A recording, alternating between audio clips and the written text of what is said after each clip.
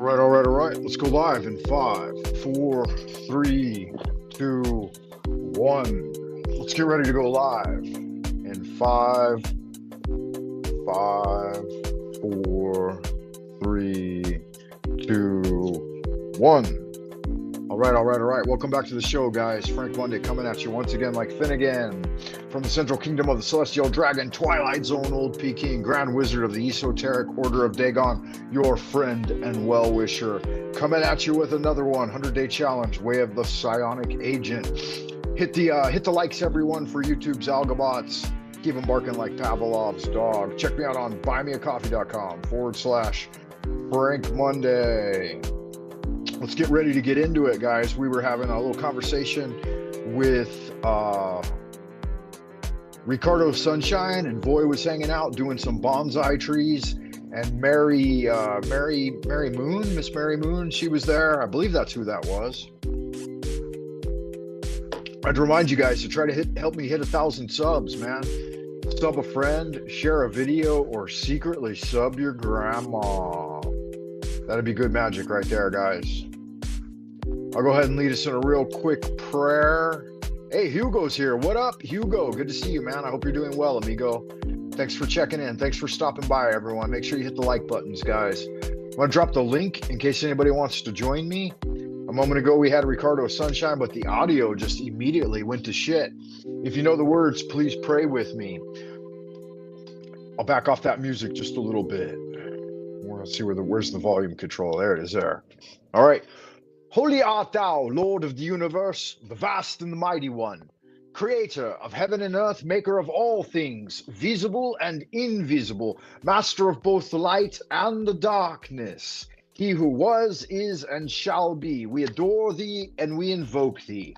Send us one of your divine spiritual agents, our holy guardian angel, to protect and guide us through the innumerable snares of the earthly sphere, and a cleansing wind to disperse all negativity and endless human opinion. Teach us those secret things which we must know for the completion of the great work and the glory of thine ineffable name, Adonai. So it is commanded and confirmed, so mote it be. Amen. Holy art thou, and hail unto thee who art raw in thy rising, even unto thee who art raw in thy strength, who travellest over the heavens at the uprising of the sun. Helios, god of the sun. Tahuti, god of magic, standeth in his splendor at the prow, and Rahor abideth at the helm. Hail unto thee from the abodes of dreamland. Abrahadabra. Remember, O neophyte, goodness alone is power, silence is strength. Will, the wizard's will, regaineth omnipotence, and love lieth at the foundation. Keep doing good magic, y'all good-looking, sexy people out in Happy Land. I can appreciate you. I appreciate you stopping by. It's nice to be back on StreamYard again. I've already got some shit set up here on StreamYard, but I've almost forgotten how to use it, man. I have almost forgotten how to use it. I've been off it so long. I burned up all 20 hours of my free StreamYard account in the first week last month, and I had to wait until it reset. I think it resets either today or tomorrow. It's weird because it resets like the last day of the month or something, or last couple of days of the month. And I guess that is based on when I opened my StreamYard account. Maybe that has something to do with it. I'm assuming, without question, that the sound quality is far superior on this, because it looks like video and sound are both working perfectly here. And nothing is set up here on like it is on Restream. Yeah, Restream kind of seems to be a bit of a pain in the ass, man. I'll turn off the camera so you guys don't have to look at my ugly mug. Shout out to Hugo. Good to see you, amigo. Thanks for stopping by. I appreciate that. Good looking out. Brother from another mother. The old Parisian prowler. Hugo. Moonrocks. Moonrocks, I've seen you in here a few times already, but I'm not exactly familiar with who you are, unless that's Miss Mary Moon, which Mary at sea level. I don't think that's you. I think that's another moon. Is that let me see. Are you the Featherhead, the Native American Indian gal that comes by sometimes? I don't think that's you either, unless that's an alt account. I don't know. It can be hard to figure out sometimes. It seems like people use alt accounts and do different things. And okay, so my live stream looks like it's working on YouTube.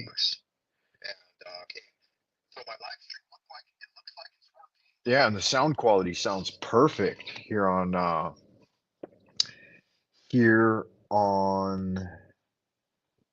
StreamYard. Yeah, so I think that StreamYard is a better platform than any of the others. And I told you I'm Ricardo on a different account. Oh, okay. Did you? That's interesting, Ricardo. Sorry about that, man. Hey, Hugo, welcome to the show. Good to see you again. Hey, brother, how are you? Doing well. Thank you for asking. What is happening with you out in old romantic Paris? It's sunny, it's beautiful, it's almost summer, and people are getting out and drinking coffees on terraces, you know? Oh yeah, that's nice. That sounds perfect. Yeah, it's great. It's great. That's I've honestly always felt that that's like the height of civilized behavior is to sit out on your terrace or balcony and have a coffee. I mean, what a thing, huh? That's the way human beings are meant to live and interact in a polite society. You know what I'm saying? Exactly. Yeah, that's my dream. That's what I feel heaven must be like, you know? It's like sunny, you have all the time in the world, you have good food, you have families playing around, kids, doing their thing. You're with friends. You got anything you want. Good music, good energy, beautiful architecture. Everything's perfect. Right. Yeah, and you have you can relax on the terrace and have access to, a bibliothèque, right? Some sort of Yeah, library within, yeah, uh, a parlor to relax and entertain guests. And yeah, then yeah, I've always felt that like one of the most important aspects of that is like here in China, all of their architecture used to be built that way. And they said that there were different platforms within the structures. One would be like a celestial platform, and it would be for viewing the starry sky above, right? So like a rooftop type of terrace. And then yeah, another yeah, one was like the social, like the balcony on the front of the house that like interacts with the street, and then there would be inner style balconies too that would interact with like the center of the, like they would have a courtyard within the home. And so I always felt like that was like, man, why did it we ever it seems like the controllers intentionally set up this what do they call it, brutalist architecture in order to cut everybody off from the free energy of human interaction. It's just really yeah. a This is bummer. sad. Yeah, yeah, I agree. I mean, this is why a lot of even Parisian people, I mean, French people born in Paris try to move away from Paris and actually go on the coast or in the mountains because in Paris it's beautiful, but it's very, very packed, and there's not Right, a lot of right. place to breathe, you know? I've been to Paris. It was a long time ago, though. Yeah, welcome back, Ricardo. Hugo, Ricardo, are you guys familiar with each other? Have you met? No, not yet. I think this is the first time. Yeah, hi to you, Ricardo. Hi, how's it going? You're actually French. Yeah, yeah, from Living in Paris. France? Yeah, yeah, That was fantastic. You should have an yeah. We're international panel. We get Voy yeah, on. international board. He's from fucking Holland. Oh, okay. That's cool. Yeah, if we get Voy up here as well, we'll have some of the best that YouTube has to offer, to be completely honest with you.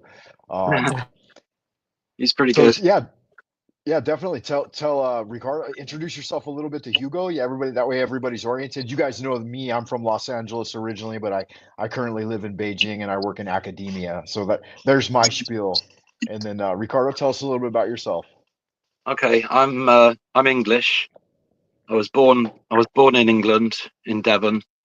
I've lived most of my life in the southwest of England. I'm on the south coast now, by the beach, and it's the best place I've ever lived. But I have travelled around. I've been around, been to Spain many times, all around Europe, Greece a couple of times. Been island hopping around Greece. Never been to Italy, but yeah, that's about Nice. it. You've been around. Yeah, yeah, but I went to Kuwait a couple of times to visit my mum when she was working there. She's retired now, so won't be doing that again. Very, very nice, very nice. And if I recall correctly, you were a bit of a musician as well, is that right? And a poet? Yeah, I'm a pianist. I played piano took piano lessons from the age of 4. Wow. Okay. Then started the brass instruments when I was 9. So I still play the trumpet. I've got a trumpet now, and I still play it every now and then. So it's good fun. Yeah, I music is great. Music is great. music is like the best, the greatest thing in the world to me. It's my greatest love. You know, So Frank, I was thinking about music magic, or like, hmm, you know what I mean, like singing and casting spells and on rhythm and musical harmony and everything. Yeah, it's interesting. I had done some research into that when I was much younger and learning about and writing poetry, like toward the end of high school, and then as I got into university. But there was a guy who actually lived near me in San Diego. That's like he was one of the forerunners of the Wiccan era. It was Scott Cunningham, and I don't know if you've heard of him before or not, but he was a very prolific poet and he wrote a lot of books on Wiccan magic, and all of his stuff was done in lyric rhyme. And actually, he would sit around and write most of that on his guitar. And so, yeah, he was a very magical individual that wrote a lot of spellcraft via music. Yeah, was he poetry does that as well. Who was does? he was he into psychedelics? This guy or weed? Oh, yeah, he was into a bit of everything. He grew Datura and peyote in his yard, and he was kind of a big, cannabis guy. I believe he was Awesome. connected with like Jack Herer as well, and somebody. He Oh, didn't live long though, man. He died pretty young. I think he was 30 something, maybe 36 or 37. oh, that's a bit of a shame. Anyway, Yeah, sounds like a man he after went. my own heart. Yeah, he went well beyond the veil way too many times in his young days. So, like I said, every mystic and dreamer says that that can be extremely dangerous, and ordinary people should avoid it for the most part. But we're not ordinary people. This is a circle of No, shamans we have here. absolutely. International Boards of Shaman. Well, So I was- Hugo, introduce yourself a little as well, Hugo, if you would. And before we move forward, Sure. Ricardo, do you have like are you a content creator as well? Do you have a YouTube and do you put stuff up or not really?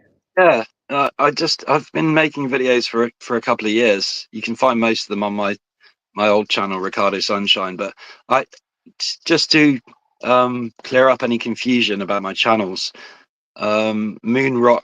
I created Moonrocks about a couple of weeks ago or so, just because I needed a channel that could receive memberships. For some reason that still can't quite figure out, my old channel wasn't able to receive any memberships, and I should have got some, but I just didn't get them. And I saw other people, you know, turning green in the chat around me, and I was like, well, why can't I be green as well? So and I created this new channel called Moonrocks. It's still me, and I've just received my first membership. Guess which channel it was on? No, what? Tell Who? me. Flow State, Yeah, or who? the powdered Dusty, as he is now. Oh, wow, how Only interesting. for a month, but I'm now in green, so I'm stoked. I'm so happy. Yeah, well, drop your link either in the main chat if you can, or drop it in the private chat, and then I'll copy and paste it over into the chat box so everybody can see it. Okay. Yeah, that would be awesome. And then Hugo, go ahead and seize the floor and tell us a little bit about yourself as well. Yeah, thanks. Sorry. I'm a young French dude from Paris, born and raised in Paris. Just finished my a long period of studying where I studied engineering, and now I'm going to start a PhD on. It's actually very specific, but it's fascinating. It's about perception, sound perception for pilots. It's for Airbus in Europe and yeah, like a research complex in Paris. And I'm also really into personally like electronic music, DJing, producing music, whatever. Um, Mixing, all that stuff. And very, not recently, but I'd say in the past, I don't know, 4 or 5 years, got into, the very esoteric subjects and paranormal. Uh, UAPs, UFOs, aliens, and recently found out about your channel, Frank, on like everything about magic and you know, the whole um uh Crowley thing, Solomonic magic, and I'm really interested in it.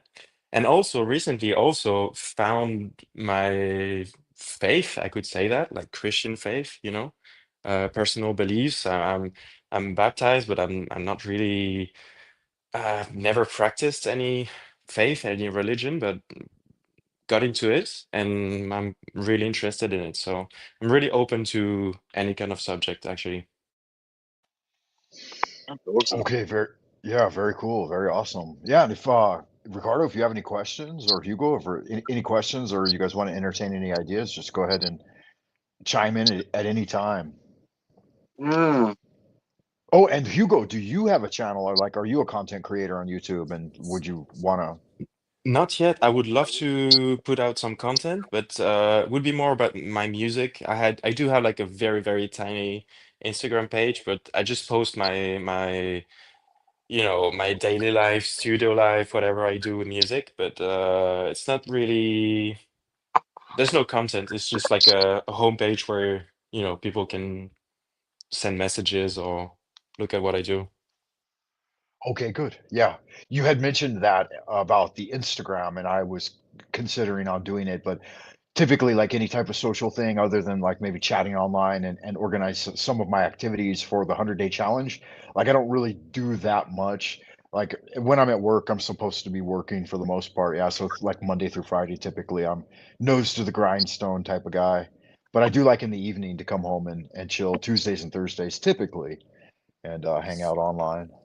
Yeah, I mean, there are a lot of content creators and lots of ways to share your content through Instagram. You can make daily stories, sending links for, live chats that you do, or like, just if you want to share like some ideas, like showing a book. I just read that, and you make you show a few pictures or a few lines of the book, of the book, and it's a great way to share and also connect with maybe the younger generation, because Yeah, they're yeah. all they're all digging on Instagram. Yeah, and that might get me writing short stories again too, because I did that with WeChat. WeChat has a very similar function to Instagram, in that it has like a what they call a friend circle or a moments uh like application, and you share pictures and short stories, I think around 200 characters or something. And so I would write short stories into that and then go down into the comment section and continue the story for a little while. And I put a lot of energy into WeChat when it first launched because I kind of interacted with the guys who started the development of that. back in like 2009, 2010, and then it launched in 2011. It was originally QQ, or it was based on the QQ platform, and because they started it just the way it was supposed to start, but then they betrayed everyone, and it became like this government corporate entity that like controlled everyone's lives by like the time of lockdown. And I thought, wow, this really went bad quickly. And it always Yeah. had that potential, and all platforms of that sort do. And I thought, once bitten, twice shy. I'm never going to put that kind of love into a thing like that again, you know. And so that I've been very apprehensive, even with like YouTube. Like it's like how But much sincerity. actually, Yeah, like go ahead. actually, if you did jump on Instagram, tried at least a few things, you could do the same thing you did on WeChat. I bet you could do exactly the same thing on Instagram with pictures, videos, whatever, and you'll gain. I think actually, it's a good way to promote your YouTube content as well. Okay, Um, I'll so I'll give I it a would shot. I'll give it a advise. shot. Yeah, and I'll be your first subscriber, your first Okay, follower. cool. I will, you know, repost most of your things. You'll see. You'll Well, have a following sooner or later. okay, well, thank you for that, and I I'll can give it a try Frank because because I yeah, go so ahead. Ricardo, sorry.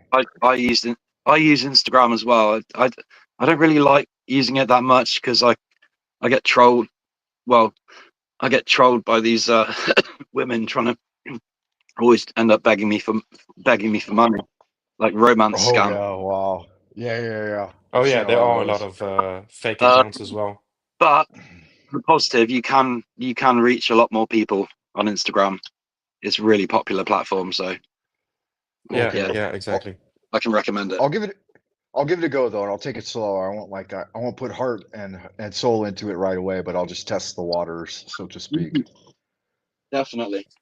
But Yeah. if you have like old posts from WeChat that you could kind of recycle for your first posts at least, so that you don't have to work that hard on Instagram content. You could try, I mean, I can show you if you do have an Instagram page, if you do create it, I can send you a few, accounts that you could look at and try to get inspiration from on how to present what you wanna, present. Uh, Okay. it's a good way also to show, pictures, images, you could show pages of old books or like texts, videos that you found on YouTube, short extracts. You could set, also add links to those videos. You could, make some I was gonna very, can you share YouTube links on Instagram? yeah, you can. You can actually share YouTube links. You can share live video links or like live YouTube links. Mhm. Yeah, you can share actually a lot of media formats like pictures, text, links. You can repost, and actually, there's a very kind of, there's an algorithm behind Instagram where the more you have interactions with other accounts, the more the algorithm picks your content up and tries to spread it as much as possible. So yeah, I guess if you know how to use it well, you don't get tricked into, uh, being used by the algorithm. Understood. Yeah, I'll give it a go. And I think your idea about me using like old WeChat content and then reposting it, that's a great idea because I do have like a decade worth of material that's still stored on the WeChat. And I've downloaded some of it and tried to like archive it, but there's like it's such an equanimous amount. I was literally posting daily and sometimes multiple times per day.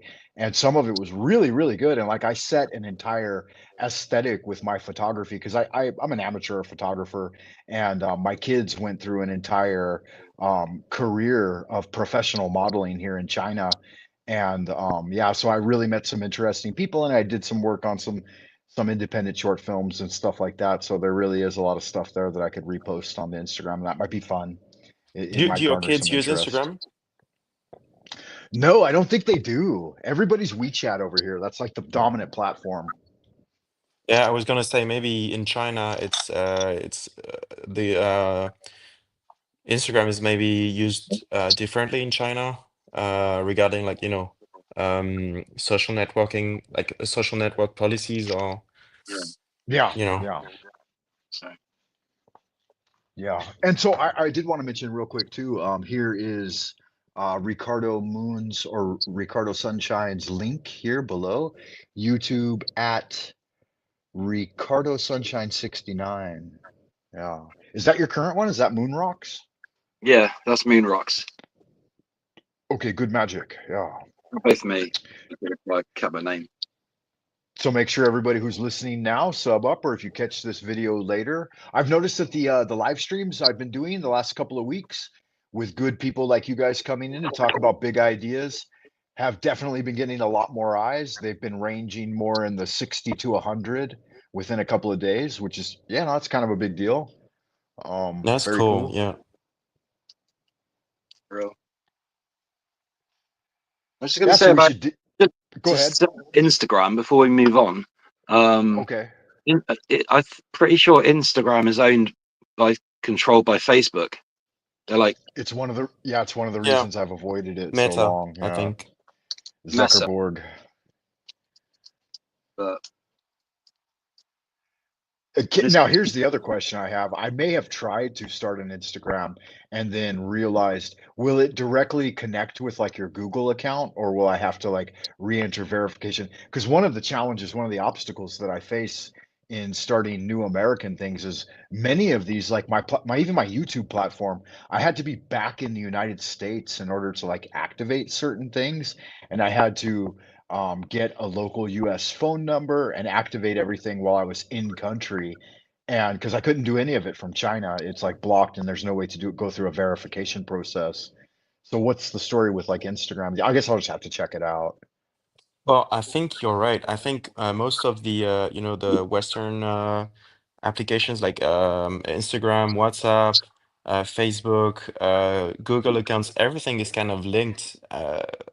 You know why? Because of, you know, the whole, you know, Tracking. NSA conglomerate thing. You know, I'm sure they have made Right, it very, right. very robust in that regard.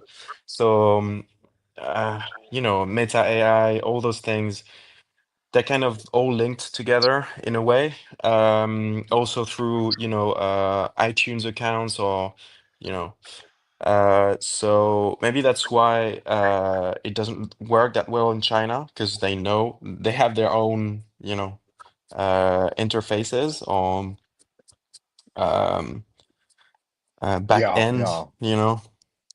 And I think that's one of the reasons I've been able to do as well as I have, considering that limitation, is because I am a foreign expat living here and I am a US citizen. So I do think that they, honestly, I mean, most people might not actually contemplate this, but I do think that I'm allowed some clemency with use for Western social media, because otherwise I would be completely cut off from the Western world. And how much value would I be in giving Western education to young people at academy if I had zero connection with, with the Western world? Then it wouldn't make any sense, right? I would become outdated very quickly, and that happens anyway. Right. Probably, but I think they kind of change, you know, the way China is opening up to tourists, um, to you know, the trade wars between the U.S., the very recent trade wars. I think China is trying to open up to the Western world and to social media, because I mean, it's the way, you know, you attract people. Basically, it's communicating on their platforms, you know. Otherwise, it's so hard to Right, reach right. anyone worldwide. I mean, Yeah, it was almost a bit of a reaction too that recently when the US presidency had temporarily banned the use of TikTok, I think for only like an hour or two in the US, then there was a mass like downloading of the Chinese app, the little red book, and thousands and thousands, like tens of thousands, hundreds of thousands of new accounts were started on that. It's a Twitter-like app here in China. It's called Little Red Book, and the Chinese were reporting on it in a lot, right, when that happened. because lots of people switched over to that.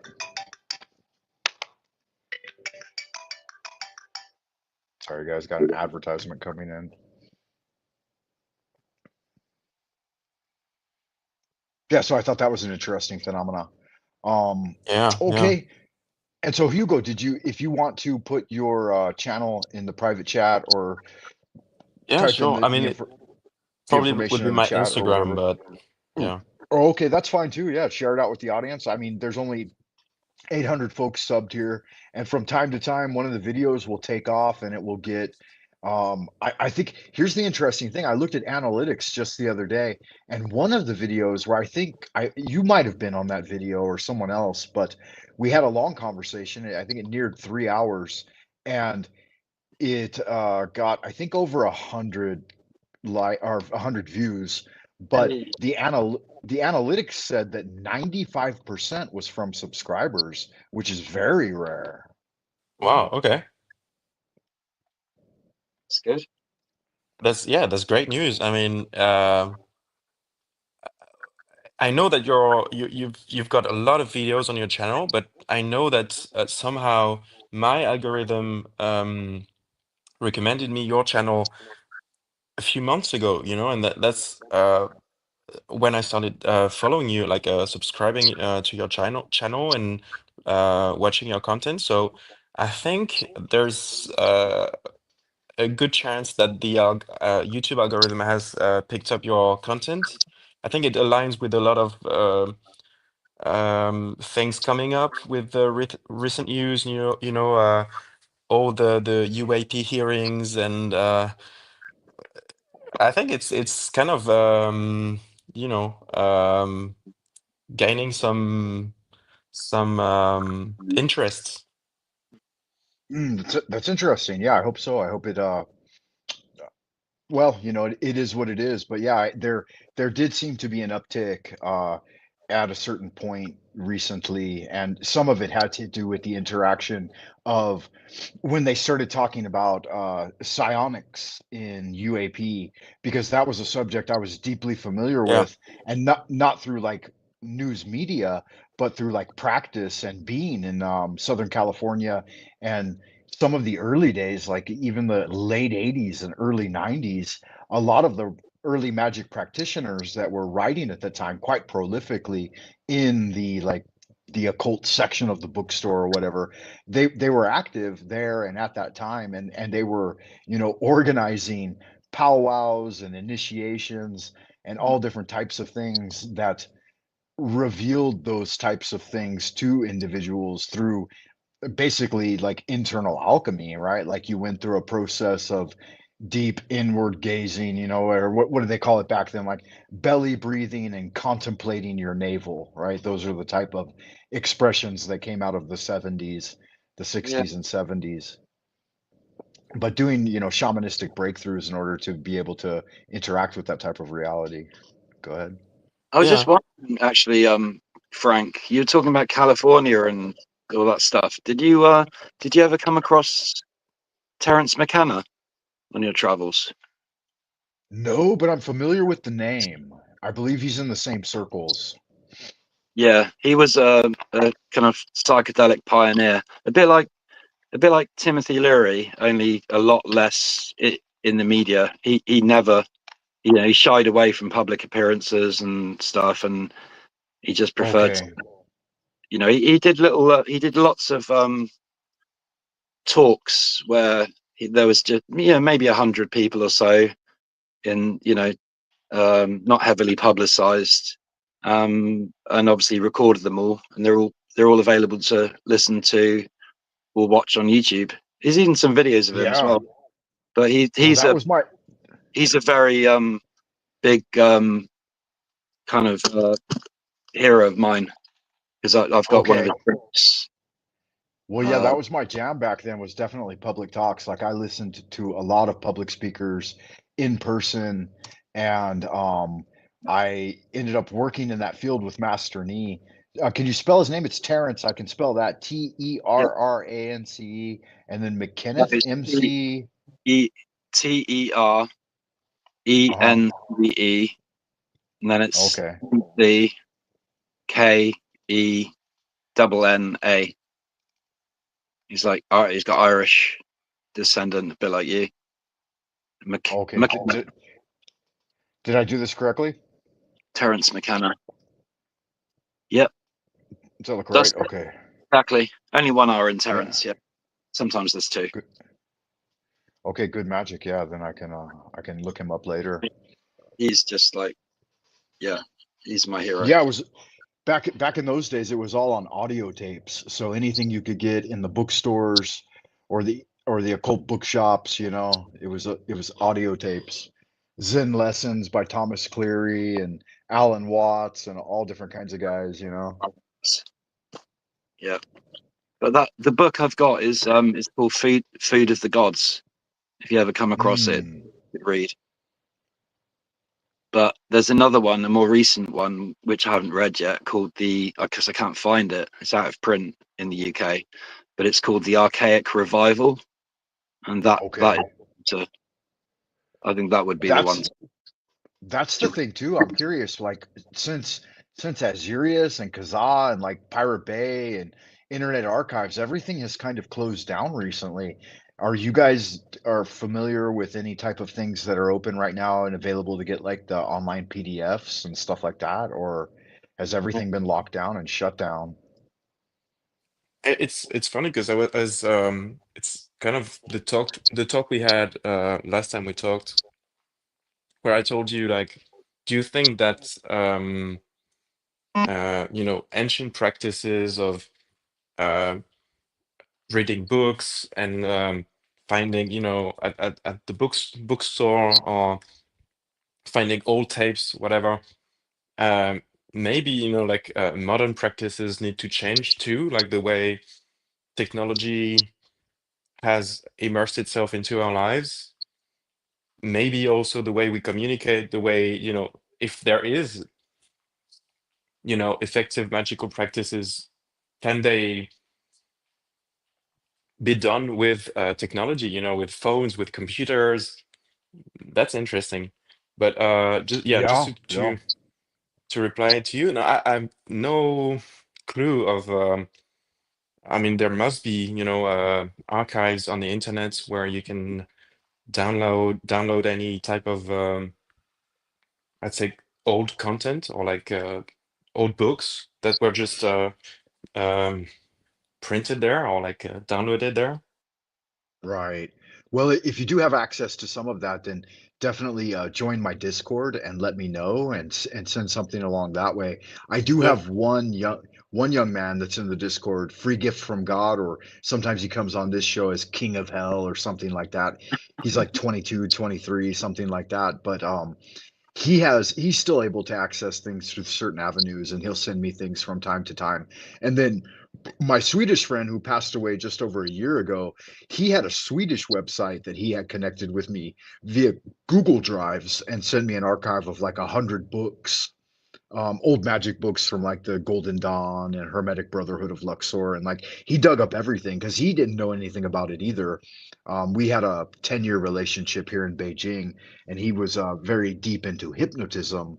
And he, in his beginning days of studying hypnotism, he took me on as one of his original clients. And he said, you know, I'll do all of my hypnotic techniques on you and do anything you want to achieve through hypnotism for free, just so I can practice. And I was like, fuck, that's the relationship I've been looking for, you know, to have a free therapist. And he was a really dynamic guy. But yeah, Did did it work? Did he actually manage to hypnotize you? oh, absolutely. But I started doing hypnosis when I don't know if I told you guys this story or not, but Israel Regardie, who was Aleister Crowley's secretary for a few years, he Yeah. trained a lot of people in Southern California in Long Beach, in the area where I was born and grew up. And one of his students, a young, or not young, an old woman, she was like in her 60s at this time, maybe 70s, but I was kind of a problem child in my early teens, like 10, 11, 12. And my mom took me to a hypnotherapist, and she was a student of Regardie's, and she put me through like several sessions. I think it was like a probably close to a 2-year series of sessions that my mom took me to this hypnotherapist. And so I learned the basics of hypnotherapy. And for each session, she would make an audio tape recording and then send it home with me and say, listen to it before you go to sleep at night and do it routinely. And all of it was like basic Ericksonian inductions. And so I was really, really deeply familiarized with that type of thing when I met him. And I'd been doing it, basically my whole life. Like when I discovered magic, I thought that magic was a form of self hypnosis, essentially, right? And so yeah, I mean to describe some of the basic fixation techniques or like induction techniques, like touching can be involved, like picking up of a hand or dropping a limb or touching a certain part of the body or using a certain sort of physical contact, right? Obviously, nothing sexual, just all platonic type of things, but like lift the arm perhaps and then drop it onto the lap and then let go lower into the induction. Um, the eye fixation technique. I don't know how familiar you guys are with hypnosis. Do you have some familiarity or no? Not at all. No. Personally, I read about hypnosis for, psychiatric treatments. Uh, but I always heard that it was kind of like it depended on um the person that was getting hypnotized, like some people are more sensitive to it than others. Some people that have kind of like strong minds or strong will not be hypnotized so easily. It depends on how um um permissive the person is, I would say. Yeah, yeah, absolutely. Yeah. I worked with two guys, Mr. Magic and Damien, on stage magic hypnosis. They came to Beijing. They were from, I think Mr. Magic was from Chicago and Damien was from like New York or something. But they showed up in Beijing and I was doing stand-up comedy and I had been doing improv classes for a long time. And I organized a dance class as well, a swing dance class. And I think his student, so Mr. Magic's student, Damien, came to came to my swing dance class and he's like, I fucking love this, man. He's like, obviously you understand hypnotic techniques. You use it throughout your dance class. And he's like, let's hang out and have beers and so we ended up developing a relationship and he was the first hypnotist that I met here in China and they did stage hypnosis, like stage magic hypnosis. And so they had an entire routine where they did some sleight of hands and some fire magic and then they would do this to like an audience of like 1,500 people, 1,000 to 1,500 people, and then they would bring like people on stage and have them cluck like a chicken or bark like a dog, and then have them forget everything. And he told me the basics of it. Like they would do a series of activities and maybe you're familiar with some of this as well and you'll know what I'm talking about. But they would do a series of activities that would indicate whether or not people were permissive in being hypnotized. And then they would only bring the people who were permissive to it on stage, right? So Right.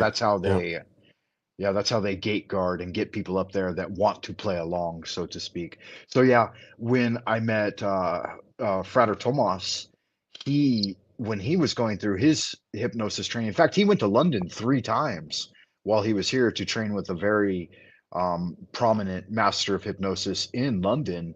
But I don't remember exactly his name. I could go through the archives and find it again. But when he wanted to do his work with me, I told him that I already did a lot of self hypnosis through magical path working and stuff along, like the Tree of Life and the Major Arcana and the Tarot and internal alchemy and this kind of thing. And he said, don't worry. He said, essentially, all hypnosis is self hypnosis. If you're willing to follow the instructions and hypnotize yourself, then you can do it. He says, the best hypnotherapist just acts as a guide. Yeah, I guess I've very recently tried getting into meditation, like, but getting into a strong state of almost sleepiness, and it works super well. Uh, I also wrote for you a few notes on um, how to train into getting into this kind of states. And I remember how started doing that. I started remembering very, very much, very strongly all my dreams. It started Yeah, with remembering all the dreams. share your notes. Yeah, Go ahead. I can send them to you. But the first step was remembering your dreams, working very, very hard on trying to, uh, you know, give some sense to you know, every part of your dream. If it was, you know, like something you've been you've experienced the day before when you were awake, if it's something that is linked to emotions, whatever. But trying to do that every day, and then slowly getting into a state where you let go. Also, you can try to do some very kind of active meditation with music, and learning on you know, how to let go of ideas. You know, we talked about the monkey mind last time, where your mind is racing, and sometimes it can be hard because you want to control your ideas, and you feel like it's never stopping. Yeah, and with that, with the monkey mind, one of the more insidious aspects of it that infests most people is what, you know, the ancient Greeks would call the daemons, and the ones specifically that lead people into like degenerate patterns of negative self-talk. And so like I'm not good enough, I'm not handsome enough, I'm not this enough, or maybe some of the echoes of things that you had heard in the past, you know, you're a failure, this kind of thing. And I think that where hypnotherapy and spiritualism in general can be of greatest service to humanity is in helping people to overcome and break through this type of thing.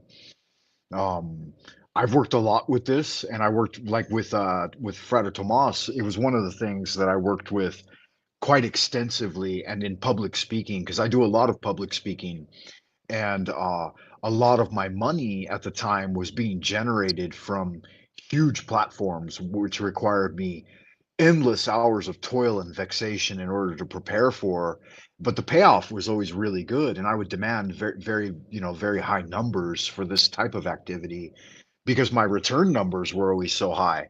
But most of it was based on a form of like natural animal magnetism. uh it's a performance art essentially, right? But it's in selling courses and stuff like that. And so I wanted to, the greatest pain for me is the anxiety and like negative energy that I would pick up from doing this. And so that's one of the things I worked like 10 years, I said, you know, we worked together in overcoming that. And it's one thing, like it's ranked among one of the three greatest fears for humanity is public speaking. And it's something that I've never really been come to terms with. Yeah, yeah, I've done a little bit, but yeah, I know when you get that, I don't know, you just get that feeling like that fear, and you just look complete silence, and you're just looking across the audience, and everyone seems to be just completely focused on what you're saying or not saying, and it's like, whoa. Right. And it's way different than theater. Like theater's so much more easy. Like theater, they black out the audience. And theater, you rehearse and you Sure. go through it all and you do it over and over and over again. You may have a small part, you may have a large part, but either way, it's based on memory and repetition of gesticulations, and everything's all the memory activities are based through movement upon the stage, right? And magic is very similar to this as well.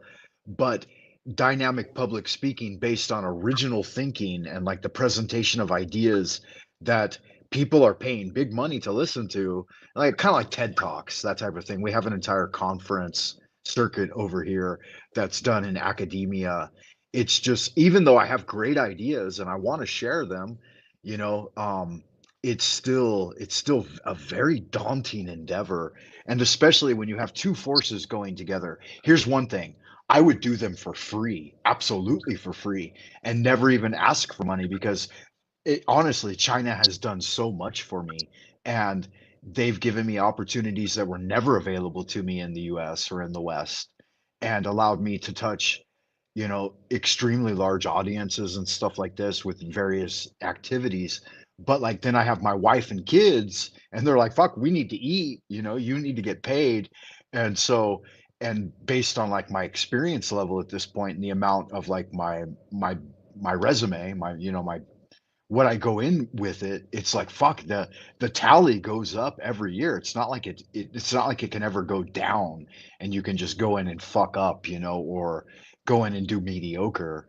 It always goes up and up and up. And I'll tell you, the only anxiety that I've ever felt is when there's monetary exchange involved. If I do it for free, the fuck it, then it's just and still there's reputation, even if you're doing it for free. But okay, and there's a Zen Cohen about this. There was an archer who shot 99 out of 100 bullseyes every time he went to shoot. And then there was a local competition in the village, and there was a gold trophy or a gold award at the end, and he couldn't shoot a single bullseye, right? And this is like the effect they're talking about in quantum physics, that when the particle or the wave file is under observation, it changes. Yeah, I guess that's an adjustment that you just have to, get used to and go with it. I guess you get stronger after a while, as with anything. Playing Or in you die. You die trying. I always hear that. What doesn't kill you makes you stronger. I say, yeah, or it fucking injures you to the point of weakness where you're gonna die soon. Yeah, but I think we need to learn not to be afraid of most things. I think um, media in general, and um, um, popular culture is always depicting some very, very scary things, and people need to, I think, get comfortable with their how strange the world can be at times. I think it shouldn't scare us that much. Yeah, I agree with you. And preparation, there's a lot to be said for preparation, and time to acclimate to a new environment is always essential. So, Michael Jordan said he's one of the greatest basketball players that ever lived. He said that the way that he prepared for a game was he would go into the venue where they were going to play the game the next night. He would go in a day before, and he would take the ball and he would bounce it on every single section of the playing field to see if oh, there were any nuances or changes in the boards or anything different, like how everything looked, how the lighting affected the way he moved. And he would just, that's what he would do. And he said that he would make sure that he bounced the fucking ball on every square inch of the play field 24 hours before the game. And this is one of the things that, yeah, it's magic, right? It's done in the preparatory phase. preparation is key.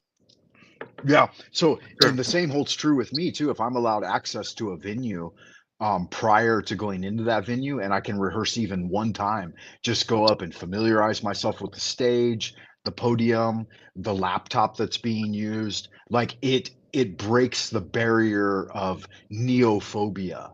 Because a human being is just a human being. And when you're in a brand new environment, you've got 1,000 people looking at you and the spotlights are on.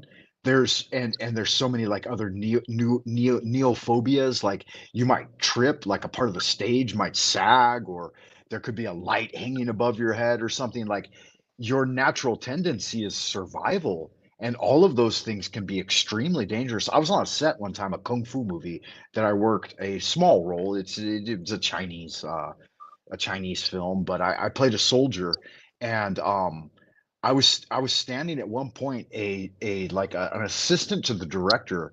He said come over here and wait for a second. They were all kind of fucking pissed off at me because I was being a little bit pissy, but like the situation wasn't good and they had treated us like shit early morning. And I got there they had us up at 4 a.m. and in costume by 5, and we were on the set. It was out in the field, and I had fucking mud all over me, and there were these guys pulling on this rope and everybody's standing around getting jerked around.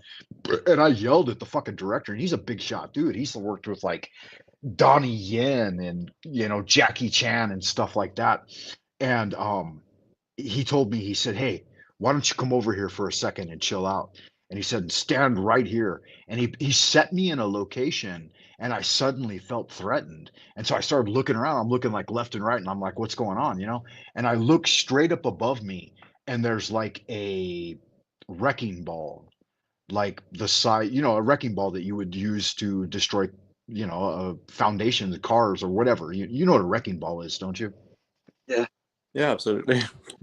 Yeah, so they use it for like offsetting, like counterbalancing, when they're pulling up like big screens and stuff. They'll use it as like a weight, basically.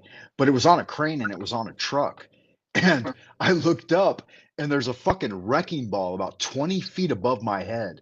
And this thing's like, I don't know, like close to a meter wide. And it's like 1,000-pound ball or something. And the guy who told me to stand there, the guy who told me, I looked for him and he's gone, right? And so I run around the front of the fucking truck. It's like on a big rig truck. And he had jumped in the cab. And I ran over there and he had his hand on the fucking release for the wrecking ball. This motherfucker was about to kill me. What? Can you imagine that? No way. Right? Yeah. And you had the And feeling that everything was that you had that feeling before it happened. Yeah. I looked Uneased. left and I looked right and I knew I was uneased, right? I'm like, why'd this guy tell me to stand right here and then run off? And I kind of looked down and like the ground I was in had a bit of a depression. And I'm like, what the fuck is that? And so I look up and there's this giant ball above me, right? And so I immediately beat feet and ran to find the dude. And I ran around the front of the truck, the cab, and he had thrown the door open and he was in there and he was about to fucking pull it to drop the ball. And then here's the other thing, my spirit expanded at that point, and I yelled at him, "You motherfucker, you're trying to kill me." And my spirit expanded, and I saw all of these trailers, like where the top dudes stay, right? And I could perceive through, you know what a trailer is, like a mobile home, right? Yeah.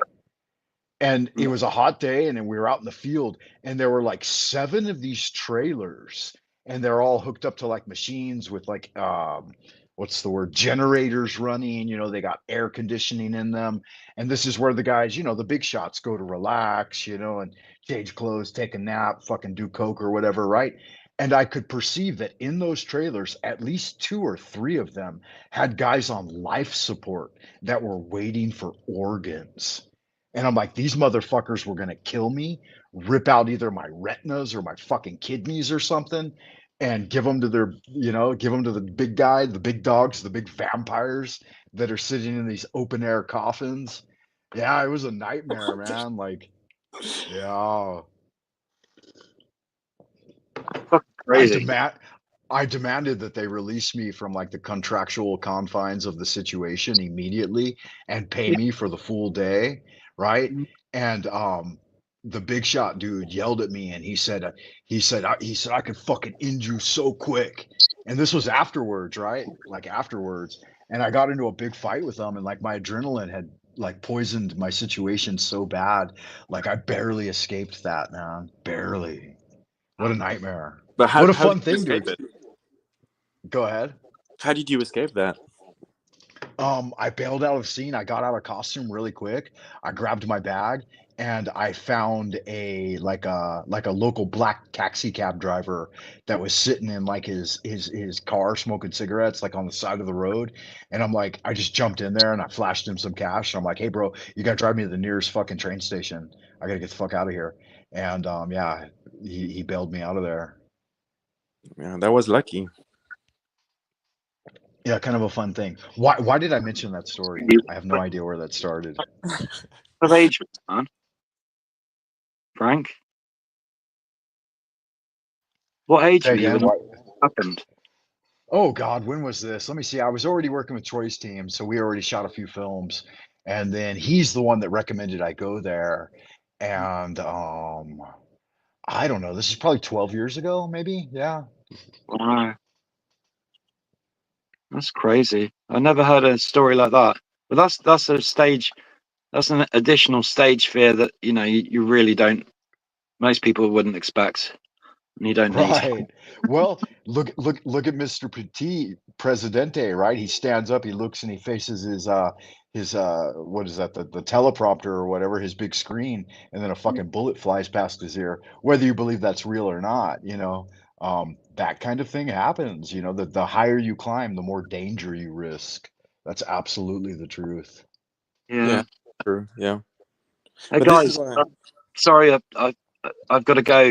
I've got to get my groove on because I've got some things to do. Okay, good IRL. man. Thank you for stopping by. And everybody out in Happy Land, remember, head over to Ricardo's site and sub him up. He's Ricardo Sunshine 69. Thanks very much, Frank. And it's been really nice talking to you, Hugo. I did Bye hear bye, you on. Ricardo. Yeah. It was See you good stuff. soon. Yeah. See Yeah, you good soon. magic, man. Much love, and you're always welcome here. And thanks for stopping by, Ricardo. Have a great day. Thank you. Au revoir. Bye Au bye. revoir. Be safe and Godspeed. Hugo, there Yes, we my go. man. Yeah, I don't know how we led to that story. Sometimes I go off on a tangent. It I was a think it nice was. one to recall, though. Yeah, it was a fun one. Yeah, yeah, it was. It was. Are you gonna end the stream now? No, and maybe it was because you touched on the memory archive of WeChat, and I started Yeah. going through some of those files subconsciously and thinking about some of those things. You have Because yeah, to. you do like. Go ahead. Yeah, you really have to create an Instagram page and put out some content. Good curated content with you know some digestible, spiritual, mystical kind of stuff. I think that would work so well on Instagram, and plus with YouTube links, videos, documentaries, whatever. Make it something like, as you know how to do it, like very intellectual and concrete, into people's lives. I think this is so important. Well, yeah, and it takes a village, it takes a muse. Like my long-term relationship with Tomas really was one of the greatest impetuses that like kept me spiritually active with the community. Because other than that, like I never had any long-term friends that were Western friends, and I haven't made deep, long-lasting relationships with Chinese folks other than my wife and my children, right? And so one of those aspects is of my Western spirituality is rooted in that, the idea of the muse. And like he was always very technical and good at that type of back end thing and the hypnosis, and I brought the magic angle. And when that happened, like there's a story in Chinese mysticism of a a poet and a musician who sat in the mountains for many, many years honing his craft. And he would play upon the lute, or, the Chinese lute, which is actually called a zither.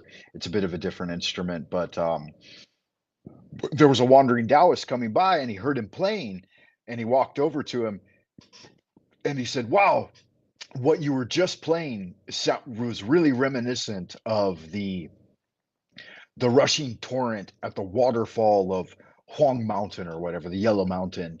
And he said, "Wow, that's exactly what I was thinking when I wrote this piece." And he said, "How about this one?" And he played another one. And he's like, "Oh, that's like the heights of the great Wudang Mountains or whatever." And he's like, "Yes, yes." And so every piece the musician had written with the intention of this like deep poetry behind it, the wandering Taoist was able to understand all of it. And that was kind of the relationship I had with Tomas. Like when we met and he came, he's the wandering Taoist from Sweden or whatever.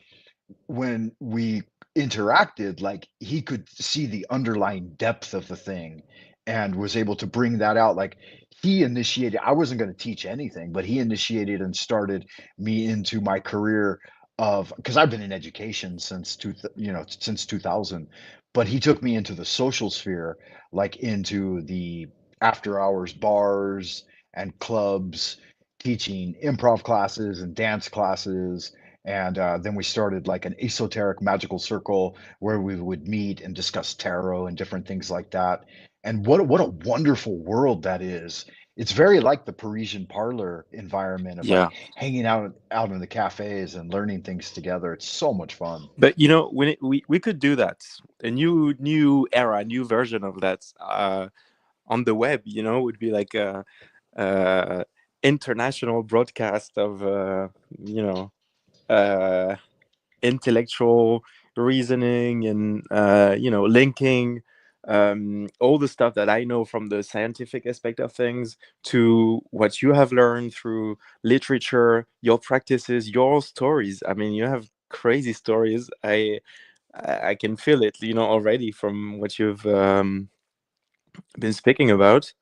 I mean, for me, it would be a beautiful opportunity to learn as well because I just got into it, and yeah, I mean, I think it's so interesting. Yeah, absolutely. I think you're right. Creek Mary stopped by and she said, little shout out to Ricardo Sunshine. And the other thing is learning to to balance it and make a new expression and platform of fellowship. Because I have obviously, like you said, I have a lot of these stories and encounters. And at this point in my life, I can still reflect upon them and articulate them quite well. And not only that, more and more of them are unfolding into the future, right? Like every I've noticed that start since I started the 100-day challenge, right? And the 100-day challenge is a very basic idea.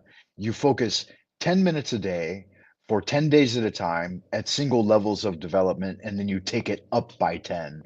So it's basically like climbing the tree of life each time.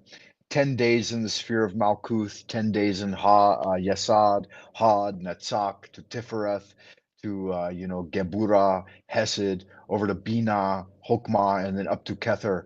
And so I've aligned it along the tree of life as a route of ascension up the lightning strike, as it were. And I even had revelations of Zeus, the father god, and Abraxas, and all of these things to be articulated, I think really coincide with the ancient teaching that has been brought about. But it's been a way that, like, I've discovered it first through actual living and experience and dreaming and internal magical practice. And then it was only later that I was able to confirm it through reading the teachings and the writings. And so that's an interesting aspect of it, right? That much of it I arrived at through an intuitive process, but then it was confirmed by the Western mystery tradition. And I think this is one aspect of my story that is really quite dynamic, that through Chinese Qigong and internal alchemy, many of these things were brought to light to me through a very gradual, slow process of using a single method. But then when I reinvigorated my study of like the Kabbalah and the Hermetics and this kind of thing, like it lit up like a fucking Christmas tree. Like literally everything changed. It took on a new level of like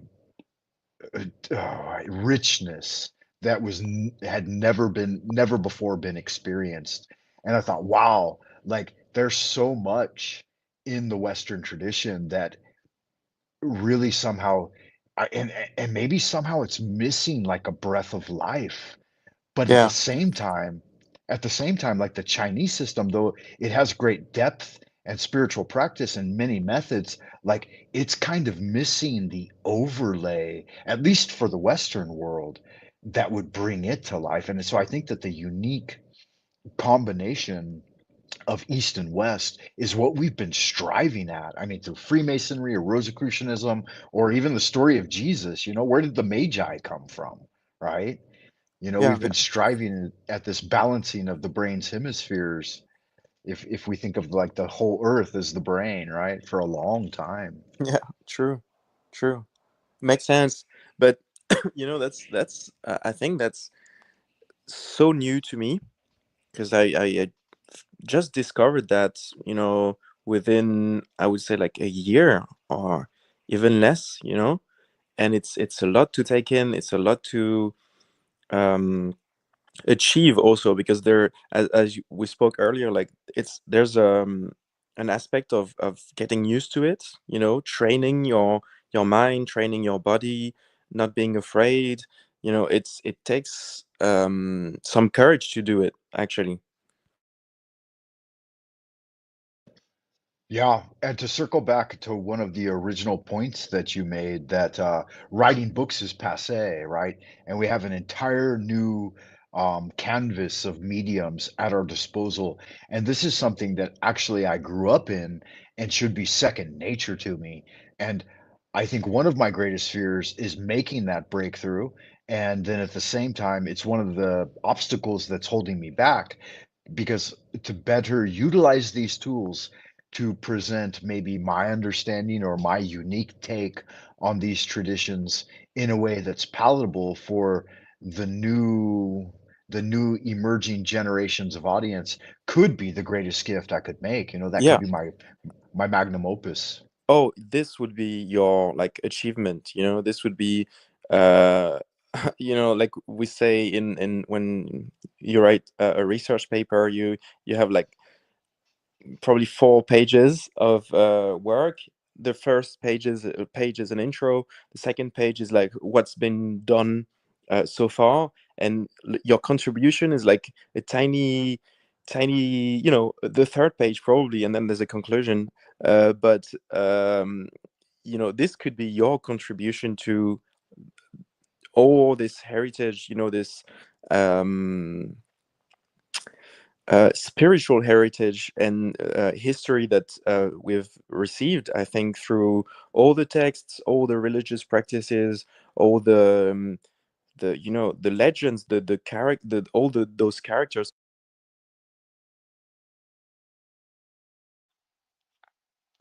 Yeah, that's right. That's Do you that's know the what I mean? one thing yeah, I was that's the one thing I failed to do.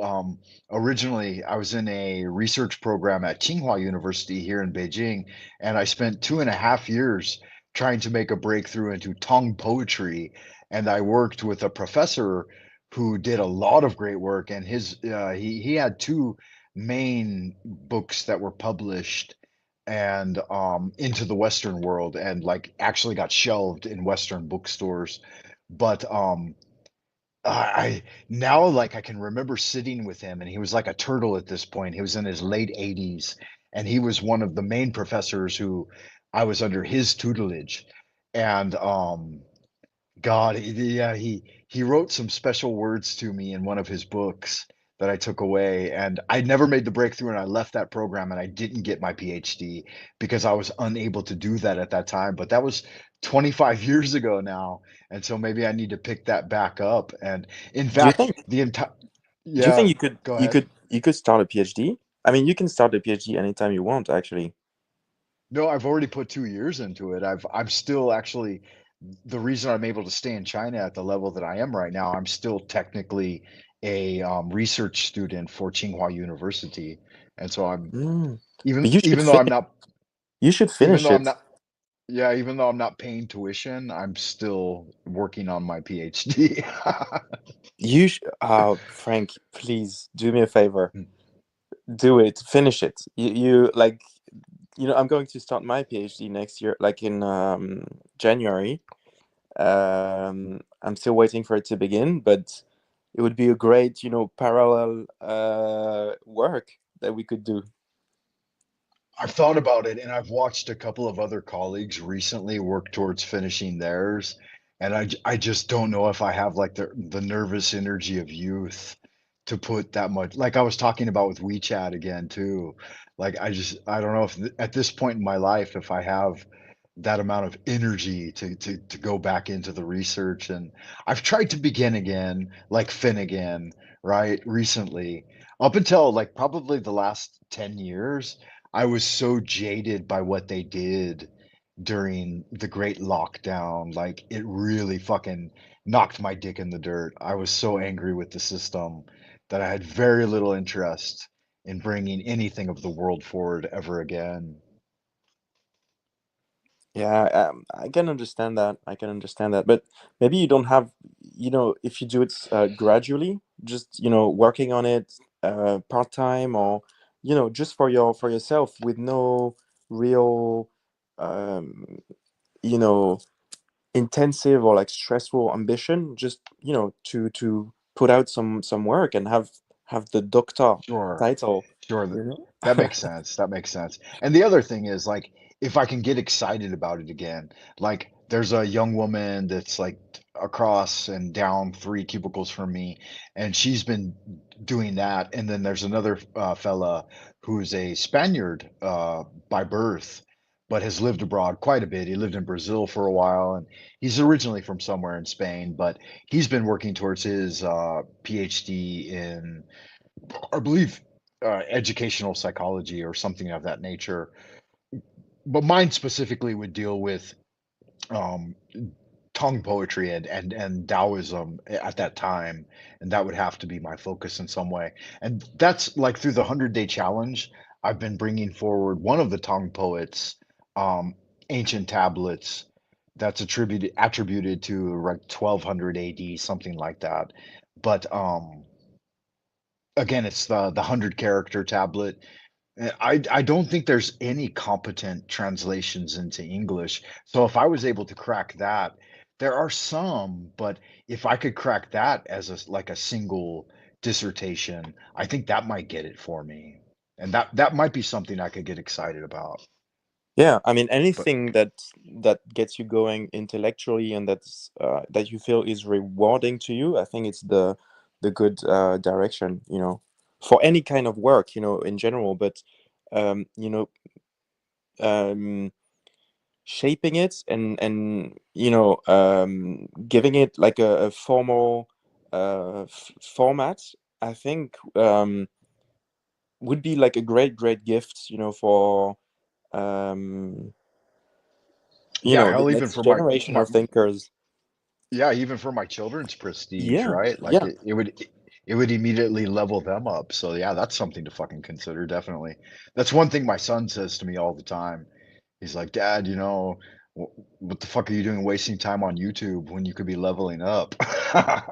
But you Yeah, are, actually, you have the level, but you just, if you find the resources in you to uh, give it uh, a very like honorable shape and presentation, this would be insane. I would right, right. 100% buy your books, or read your papers, in general. Well, that's good magic, man. I appreciate you saying that. And the other thing is too, like the I think more and more increasingly the reason one of the reasons that people seek out these platforms is because of all that has gone before and the fact that we're looking for social connection. And one of the aspects that was really vibrant just prior to the whole big hoorah of what happened was that we had a very rich social aspect to life, and now we no longer do. I mean, maybe other people do, but like in the circles in which with I operate, like much of that shut down. And I think in some way it was good because I definitely became more career focused, which I always have been, but and family oriented as well. But I feel like it truncated people, and maybe intentionally to get them online and doing more things online, which made the economy operate in a different manner. And they wanted to see, can we operate 90% of what's going on with everybody sitting at home, and doing it based from interaction electronically. And they proved that it actually could work. Like here in Beijing, our neighborhood was on lockdown for 8 months without anybody going anywhere, pretty much. Yeah, but I mean, in a way, Right. it same for me. Like it put me on Instagram, it put me on online. I got to make music on my computer, got to geek out on very techie things and sitting at home. But in a way, it's I think it's interesting because it got a lot of people connected worldwide, and it puts people, it gave an opportunity to people in general to create numerical content, and I think it allowed also um, to extend the world's connectivity and networking on a very very not a institutional level, but on a very personal level. Yeah, I think you're right. And yeah, that's an interesting aspect that I need to embrace more. And I've been re-emerging, it's been 5 years now. And I've been hoping and thinking about, like, even I had a colleague who went home prior just to this, and he finished his master's degree in history at UCLA. And then he went on to Mexico City and taught for 2 years. And now he's in Sao Paulo, Brazil, and he's been there for close to 3 years now. And he's one other individual that I've always seen getting it, and trying to reemerge into the world. And like he didn't let that thing slow him down at all. Like he kept pushing against the weight of the world, like Axis is that who that holds up the world on his shoulders? I Um believe so. without it, yeah, Atlas. without Atlas. Atlas, Yeah. that's right. Yeah, he kept doing that enduringly without any type of like break in his pattern, which I thought was extremely noble. I'm like, fuck, man, you're a bigger man than I am. But Special K mentioned, shout out to you, Special K. Good to see you. Thanks for joining us in the ideas room. Um, she says, wow, PhD. Yeah, I did 4 years for my undergraduate, and I got my bachelor's in English, and then I did 2 years for my master's in English literature, and then I spent almost 3 years in my PhD program here in China. But yeah, I wasn't able to produce the work that was required to get But awarded you're a going to. I degree. think this is your new mantra now. You have to cast some good magic towards that goal, Frank. You have to do it. I think you can find the resources. You know, you should. I mean, I think I encourage everyone watching this video to give you some motivation, and Yeah, push me to do it. yeah, you have to do it, Frank. You have to do it. Well, it's funny too. My recent academy that I have shifted to since the COVID lockdown actually has allowed me more and more opportunity to study and do sabbaticals. So during the summer, they offer us a stipend to attend university. And for last summer, I went to a university in Shanghai and did a course in basically just high school AP, but it was so much fun. And like being a student again, man, that's the fucking shit. Like at my age and getting back into university and like taking courses, God, that's so much fun. Like I have so many more advanced skills for like doing research and studying than yeah, I did when true. than I 30 years ago when I was in school. I didn't have any of these understandings or skills or Yeah, relationships with the material. Yeah, so it is an interesting thing. a lot more maturity and a lot more method. This is what you have that maybe the young researchers or young PhD students will not have. They have maybe the energy, but you have the method, you have the maturity, you have, I'm sure you know so much more than they do, even though they've just finished their program. I mean, you've got so much more experience, and I think that's a real strength that you could rely on. It's interesting too because in my educational performance over the last 20 years since like my children started to grow up and stuff, I've oscillated through various levels of education. Like originally, I was working in collegiate education, so I was doing lectures and seminars at the colleges. And then when my children were born, I got immersed in preschool education and researching child psychology. So I bought myself an entire range of textbooks on like educational psychology for children and put myself through all of that prior to my like within 9 months, like I really cracked the books prior to even my first child being born. And I asked my wife, I'm like, are you even reading a single book on how we're supposed to raise this little motherfucker that's about to appear? And she's like, I got other shit to worry about. I'm brooding the thing within my body.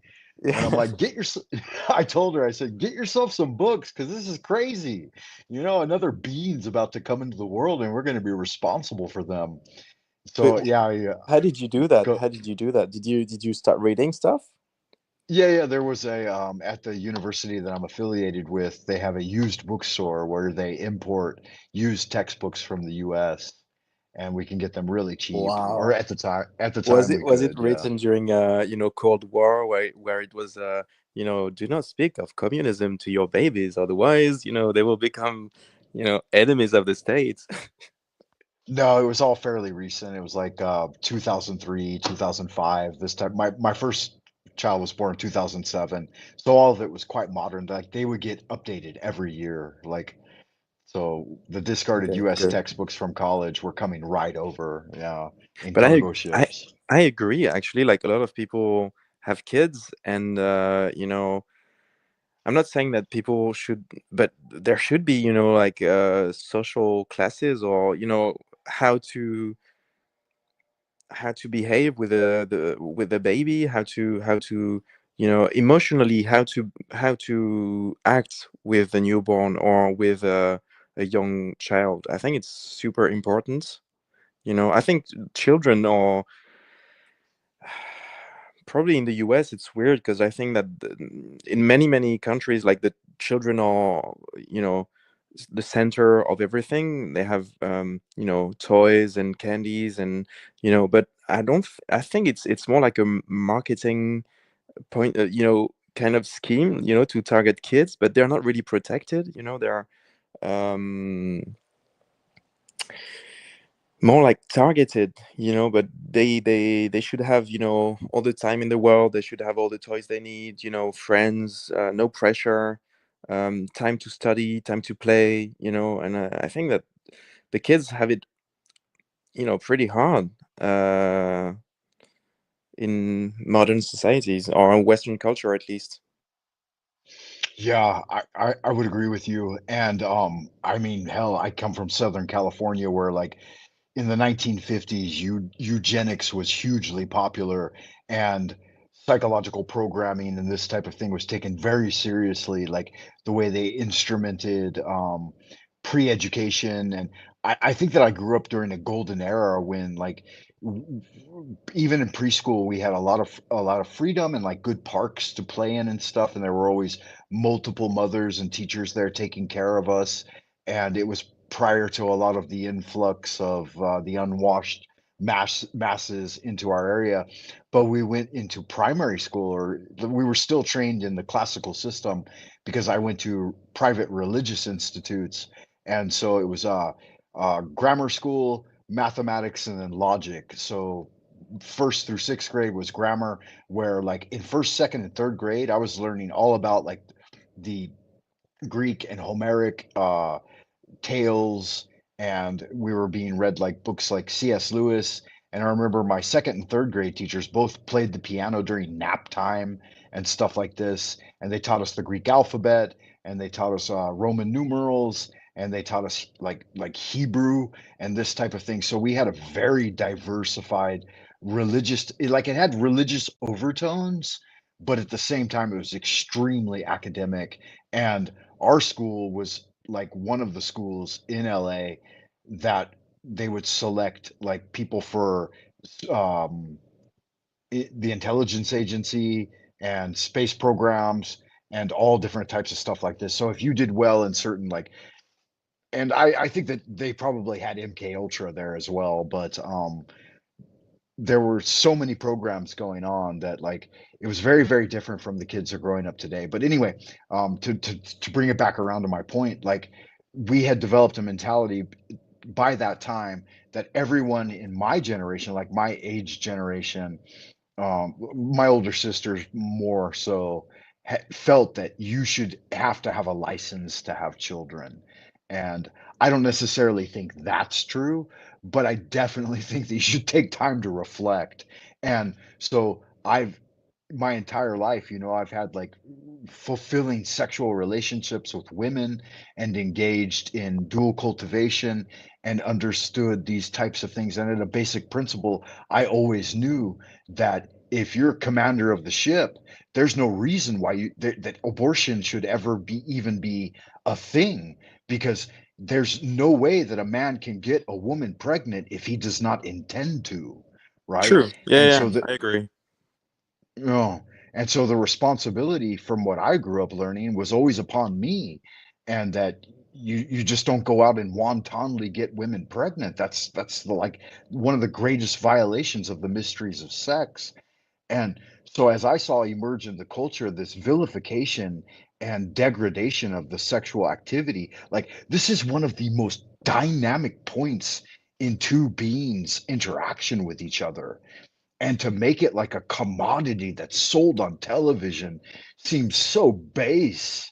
Like, I know Yeah. kids these days are saying based means good, but I grew up that base was vile and despicable and, reprehensible. And so, yeah, wow, I like to see agree. I that agree. emerge. I It's a agree. I weird think, kind of thing. yeah, it's true. I agree. I think, to going back to the point where you said probably parents should have licenses. I think parents should go through like a form of program, like public program, where they maybe for a year or two, like getting ready, training with people in general, like evening courses to just get ready to have children in your life. Um, you know, Organize psychological reviews, like being ready, because like I have a neighbor couple that has had like two kids, that have had two kids, and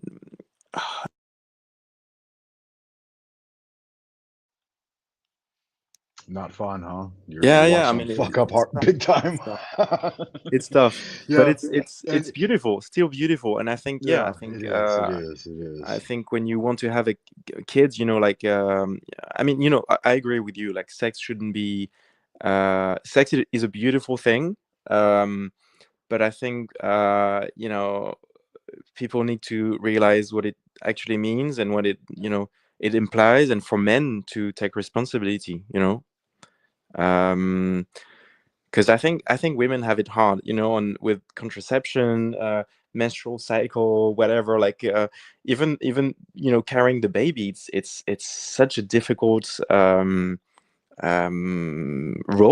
in society, and I think they have it hard. And I think men should be like, chivalry should still be on, and yet we should have, equal pay, whatever. Like, I don't think this, machismo point of view, like, masculinist or whatever.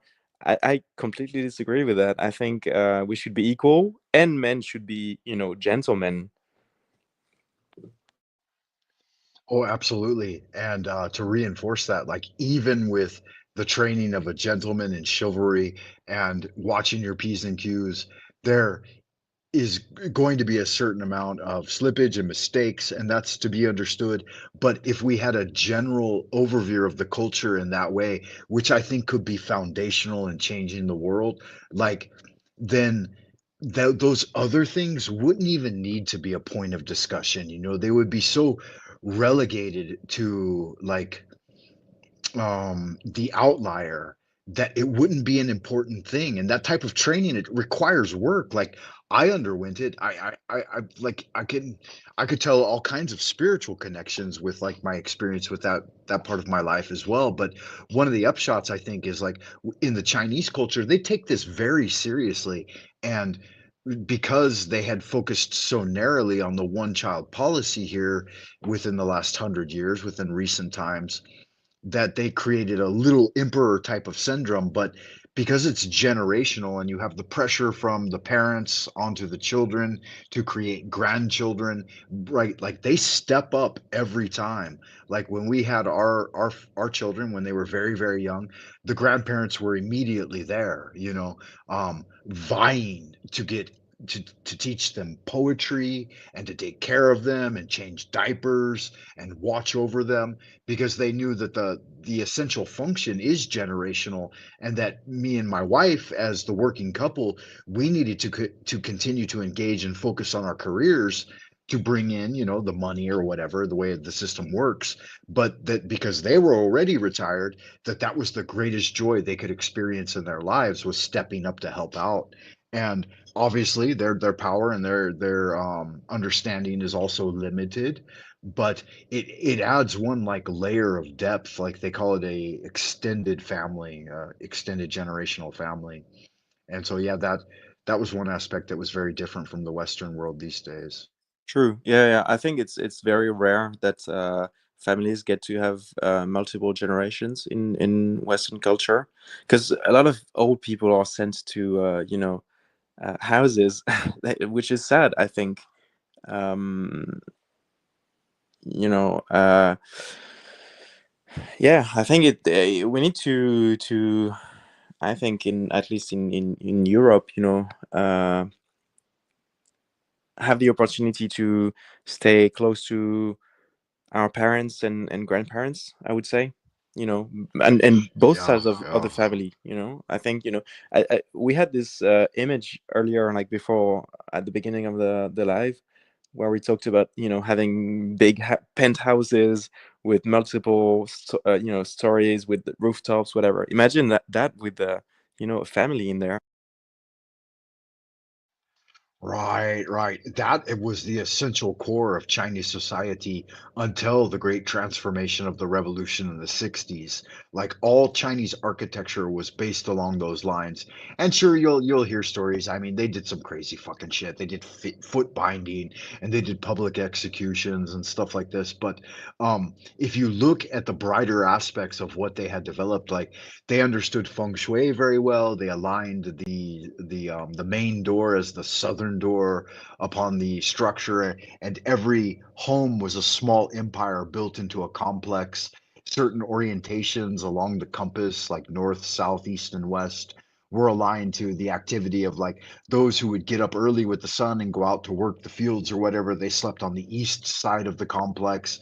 Those of retiring ages would sleep in the west, and then the eldest would sleep in the north. And so their eldest older gods were always situated at the extreme north, which is the darkest and most peaceful area of the complex, with all of the balconies turning inward, with an inner courtyard and then an outer courtyard, and again with like a platform that would face the main thoroughfare, so that they could interact with society. And like their architecture, culture, and essentially their religion, because this was their religion, was the foundational expression of this type of unified family system through multiple generations, was the essential core of ancient Chinese society, dating back to the Shang dynasty.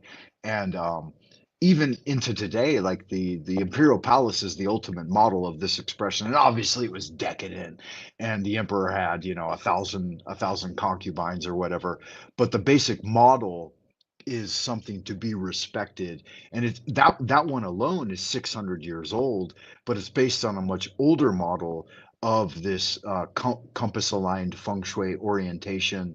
But I've gone too far off point. I want to bring it back around to my main idea, that some basic prerequisite training is not unheard of. I mean, here in this type of system where like I sought entry into becoming a doctor of Oriental medicine, that was my original idea when I started into college. And that's why I was able to do an apprenticeship with Master Ni Huaqing, who was the chancellor of Yosan University in Santa Monica. But he discouraged me. He said, "Look at me. I'm a doctor of Oriental medicine because I'm the 74th generation of doctors." He said, "With you, you can start, but it's going to be your grandchildren that might be able to benefit from it." He said, he said, "Chinese medicine is so vast and so complex that it's a multi-generational endeavor."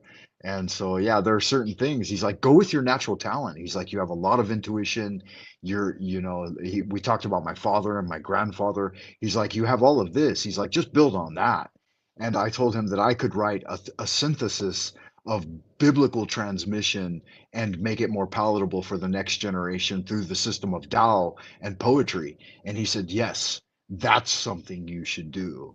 He's like, "Don't and waste and your I, time trying." and I agree. You should do that. You should do that. You should like write it. Write something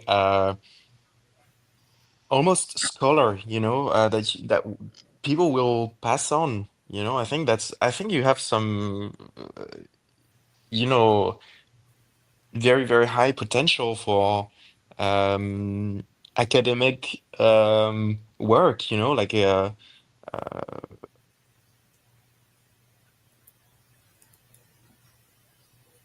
That would most certainly be a worthwhile endeavor. And I've always thought of it in this way. It needs to be a practical workbook for spiritual development.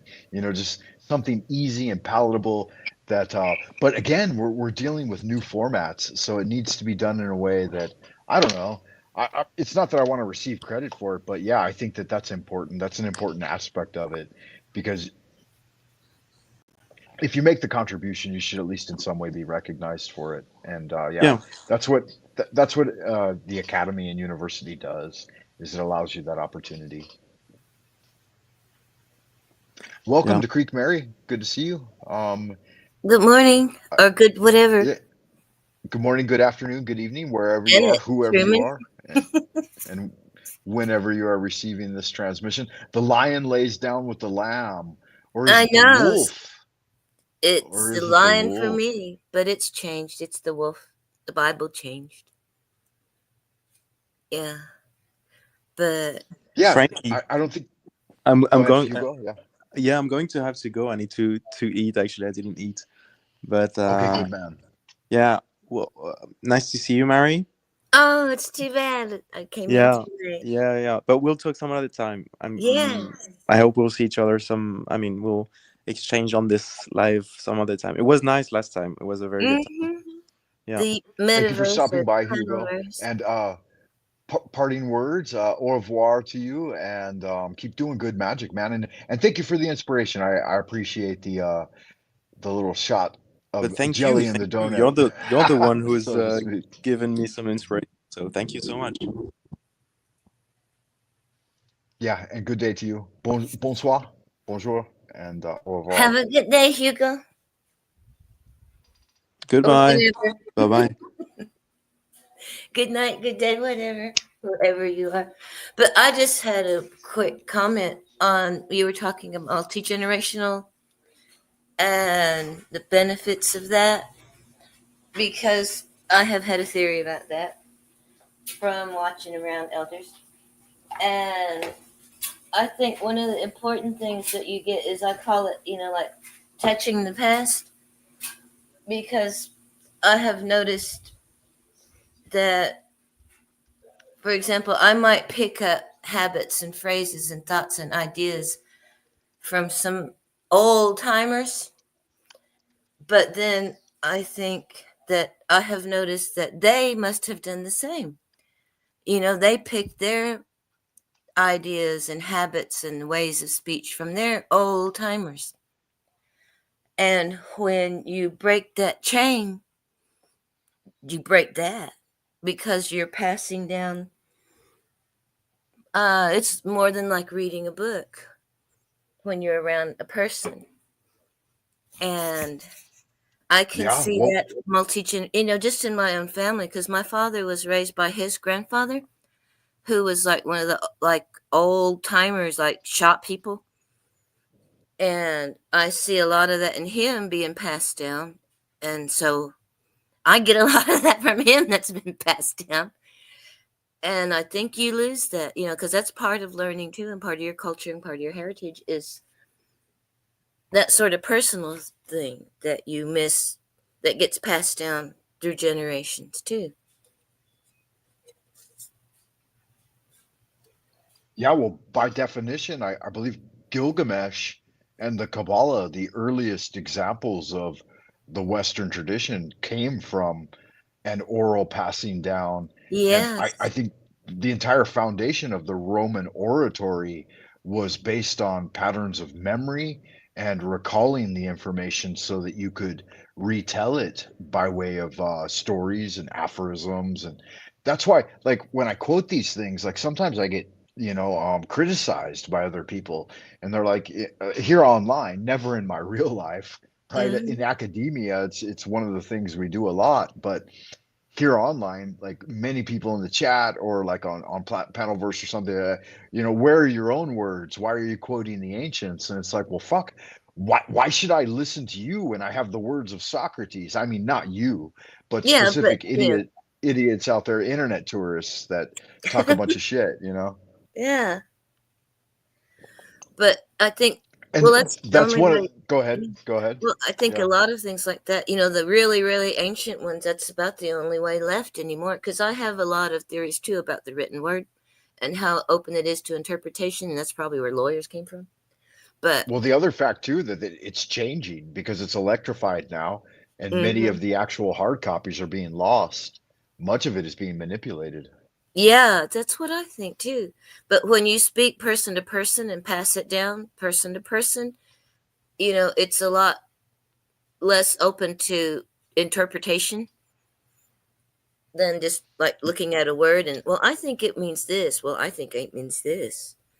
But what Well, they yeah, at the really same meant time was, too, yeah, yeah, you can convey subtlety and nuance yes. and intonation, articulation, just like your body movement, your facial expressions, all of this can convey unwritten expression, Hmm. right? Telepathic, nay I say telepathic. Yeah. And I think it's I, yeah. what we're moving towards in some way too, and maybe moving from as well. Like there's an ancient prehistoric past where that was the way it was done. I believe so too. And I wonder if that wasn't another, I have all kinds of things float through my mind. If maybe that wasn't the real story behind the Tower of Babel, that once we all had one language that was unspoken, we just knew each other.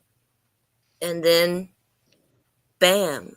Well, also there was a book that I almost sort of read, Breakdown of Consciousness in the Bicameral Mind, where once the mind was connected, there wasn't that disconnect, and people did like literally talk to God. That's where a lot of those open mouth statues came from. And we Okay. lost that. And I thought, well, maybe that's where the Tower of Babel comes from. We lost that ability to communicate directly with each other and had to start using language. Right, right. Well, yeah, and not everyone has, and sometimes it reoccurs in family settings like twins. There was a lot of research done during when all of the German scientists were imported to the United States after World Oh, War yeah. II, and they did a lot of experimentation. Like I'm a part of those programs. Me and my brother were born in very close proximity, and my dad was naval intelligence, and those programs were directly connected with those scientists who sought to detect at early ages whether or not certain individuals had psychic talents, right? So Mm-hmm. I went through a lot of tests, and I remember there were certain mathematical tests that underwent in the fifth and sixth grade, and I was advanced from fifth grade mathematics into high school mathematics, and I was able to solve the equations really rapidly. And when during like the testing, I remember some of the educators came over and they're like, "Well, based on the basic mathematic formulas that you've learned, how are you able to solve these equations?" And I remember looking down at the paper, like in the answer section, and I told them, I said, "It's just there. You can see it. It's invisible, but your pin, like I can just put my pin right over it, and it appears." And they're like, "What the fuck are you talking about?" They thought I was crazy, and they're like, they had scheduled me to enter into like NASA programs for advanced mathematics and engineering and stuff like this. And my dad stepped in and he said, absolutely not. He said, none of my children will ever work in any type of government or military position.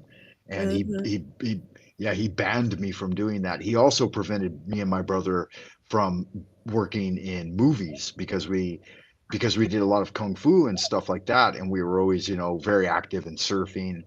They wanted to pull us into the Hollywood scene. Oh, And he God. said yeah, he made us swear, like we had to get down on our knees and swear to him three things: never join the military, never Mm. work for the government, and never go into Hollywood. Oh, He said God. these Well, three. He said these three avenues are blocked from you eternally. You can't do any of those. that's who Dad was. And I think he might have been involved, like in the 70s, when they were doing a lot of the LSD experiments and just giving LSD to people all over the time. Oh And yeah, they had it on fucking wild cherry lollipops. mm-hmm. And that's when we were Yeah, in California, and my dad worked at Moffett Air you want a Force Base. lollipop, kid? No kidding. plus Woodstock. That's what I heard too. That was an experiment. And so I think that he was involved in some of that stuff, like peripherally, because we got Yeah, that's weird right. That's cool. right. I remember being in school with like Zimmerman's grandchild was one of my classmates. High level people, and they were different school. It was good school, but you know, we were people like that. And he did take us off sometimes here and there. He brought us the what was it? The ESP game where you guess the little squiggly lines and all of that. So Okay, and yeah. yeah, so we brought a lot of that Ouija boards, crap. Anyway, there was a lot of that kind of stuff going on. Yeah, good Kids. magic. I got my first set of tarot cards when I was like 12. I remember my aunt and her husband had spent 2 years in Taiwan, and then he spent 6 years in Africa, and he brought back all kinds of fucking shamanistic shit. And I Mm-hmm. remember, they had auras up on the wall, like the big rugs that were weaved into like lions, and like probably the scene you have right here they might have had, the lion laying down with the lamb on Mm-hmm. a hand woven rug hanging on the wall. And there were, crystal chandeliers, and we drank from crystal wine glasses, and we had proper silver for the table and Yeah. oak tables. And God, everything was just so much richer and like more valuable than it is today. I honestly think that many of the truthers who talk about like Tartaria and the ancient world are right, that we have I definitely fallen think from so grace. too. Whenever you look at how it used to be and how people used to be. I saw an interview with I think it was one of the old Earp brothers. I'm going through a Earp phase right now. And one of his comments was that people were just better back in his day, talking about lawmen. He said the meaner people were meaner. He said, but you could leave a poke of gold on your table with the door unlocked and it would be safe. He said people were just more honorable and honest. And that's another degeneration, I think, that there is too, is, a lot of the personal morality. Get what you can, however you can.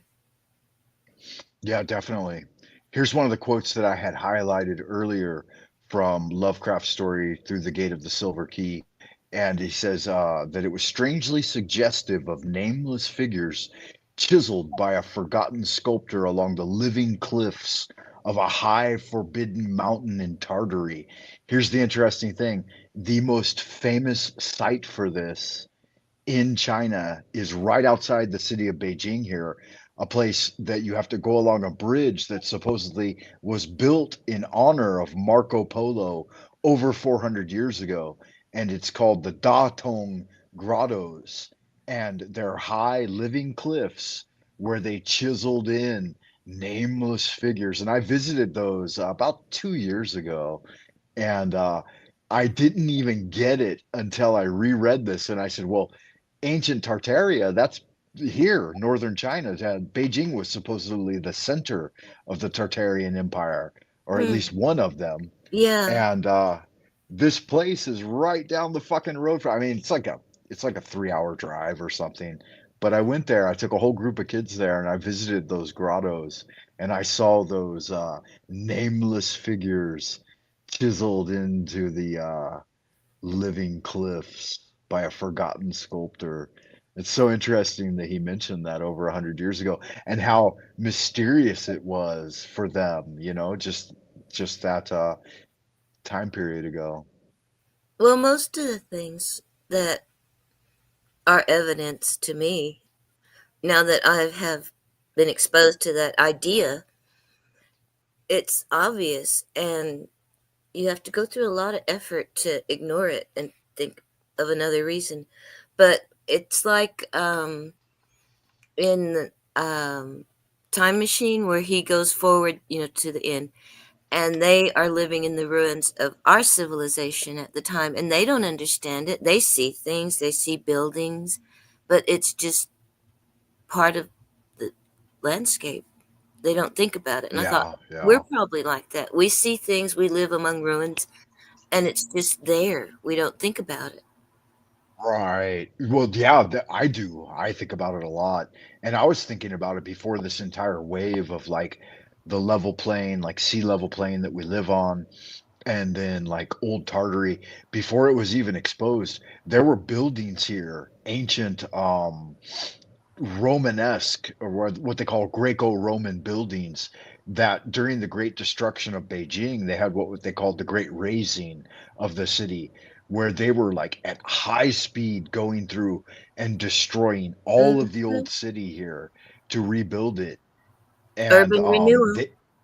they took away buildings that were megalithic in structure with huge column, ancient churches along certain boulevards. And I remember as they were destroying this one section, I went in, I took a bunch of pictures like on film camera, and I told my wife, I said, "Fuck." I said, "We have to walk in this." Like it was all in the throes of destruction. They had destroyed Mhm. everything around it, and it still had its triangle facade and dual columns up front, and like the entire thing was like a giant church, and all of it was made of megalithic stone. They removed the entire thing in one piece. They can't Like, wipe out that sort of thing, though, because I think, well, just like that woman built that shrine because you know where you were. I think some points are just collections of energy where people that kind of stuff just becomes an expression at that point, like cathedrals and yeah, shrines. You know, so they can try to erase it, but that energy is still going to be there. yeah, and it can reappear. Like I Yes, told the story just recently of that little spot in the woods where I yes, felt like a natural conveyance point, a natural feng shui point. And then some old lady starts like yes. piling up bricks off the side of the road and pulling them over on a hand cart and relaying the foundation. And I went out there today and she was there and she actually talked to me. Hmm. And she's like, "Yeah, I've seen you out here walking around, and what are you doing?" And I'm like, "Nah, I'm just taking a break, just enjoying the fucking forest." And yeah, so that energy can recreate itself, definitely. It's Yeah. like, and if an old woman can do that, if an old woman can like Yes. literally move big stones with a handcart and reset a foundation, and she set up 3 seats and a table already, it's like, Hmm. what the fuck? And I've seen this before too. I've been in China for 25 years now, Beijing, and my original courtyard in the place where I moved to right after my program at university, the entire thing was in ruins. Like the whole courtyard was in ruins, and it was little old ladies that rebuilt it. Yes. Yeah, they're just wandering around out there piece by piece by Like piece, little once, ants. yeah, like one stone at a fucking time. It's just unbelievable, man. So Well, that energy's there, and yeah, it rebuilds itself through people and through these things. Yeah, so because people the can the feel it. You know, that's probably why, unless it's like zoned by the city, churches just kind of come up. Well, like there's a story that like the Indian church that I go to, that they fasted and prayed and found the spot. You know, they didn't just go to the city and give me an address, because it was wild out here and wide open, so you could do that. But, that's how they found the spot for their church. And I think humans can do that. We can probably feel it. Yeah, it's interesting too. And Special K presents an interesting point. She says, "That's amazing, but she physically there, do you think, Frank?" Yeah, I don't know. That she might be one aspect of my psyche, right? That's doing all of these things as a spiritual servitor, a part of my imagination. You never know. Um, and to build on that point, reiterate the point you just made before I addressed Special K. Oh, that when it's open, just open. You have your choice of places. That's probably people are able to find those places. Like I said, those old pastors, they fasted and prayed until they were shown the spot to build the church. Okay. Yeah, yeah, Yeah. yeah, yeah. That makes sense. So I think Um, humans are and able to feel it. yeah, and the thing too, I think, like, oh, that was the thing I wanted to mention, that it's often said throughout biblical scripture and many forms of scripture that we are in a spiritual battle daily. Oh and yeah. the entire process plays out throughout the singular pardon me, the singularity of a single day, like from the time we rise in the morning until we retire in the evening. Like, live your best day every day, because you Yeah. never know if there's going to be a tomorrow, right? Every But breath of life this is a gift. yeah, every breath, this spiritual singularity, the Chinese have identified that there are a group of dark, like vampiric, ancient entities that manifest within humanity and Hmm. they are waging war against us for our Using, spiritual yeah, enslavement. using They call physical them bodies. Yeah, they call them the Dark Celestials. And one of the things that was really popular in the Ming Dynasty was to train young men of talent up in their spirituality so that they gathered a lot of virtue, and then to murder them publicly so that their virtue was immediately released into the etheric environment, and those vampiric creatures could ooze it in like Loosh or Yeah. Garmin Bozia. And I think we still see this playing out with Well, the I think building up, like Britney Spears or all those missing children. Justin Timberlake, yeah, or the Missing Children, right? But what I'm talking about is they build them up through a process of Hmm. spiritual accumulation by making them the focus of the culture, and then the humiliation ritual or the sacrifice ritual releases that energy so that they can absorb it, and they position themselves strategically to be in line with its eruption. And like the ordinary individual isn't going to benefit from it, but these guys are Hmm. sitting fucking meditation in their coffins and waiting for it to happen, and they're doing the ritual at the time of release so that they can prolong their life. And that's what, again, too, if we get back to Lovecraft, right? What does he call the ultimate guide? Let me read it for you here. He says, "Oh yeah, here it is here. It was indeed the frightful guide and guardian of the gate, Umar Atawil, the most ancient one, which the scribes rendereth as the prolonged of life." Yeah, so these guys, they're they're genuine vampiric creatures, man, Yeah. that live and oh, TML, the Machine Lies was talking about earlier on his show that they have this bed of regeneration.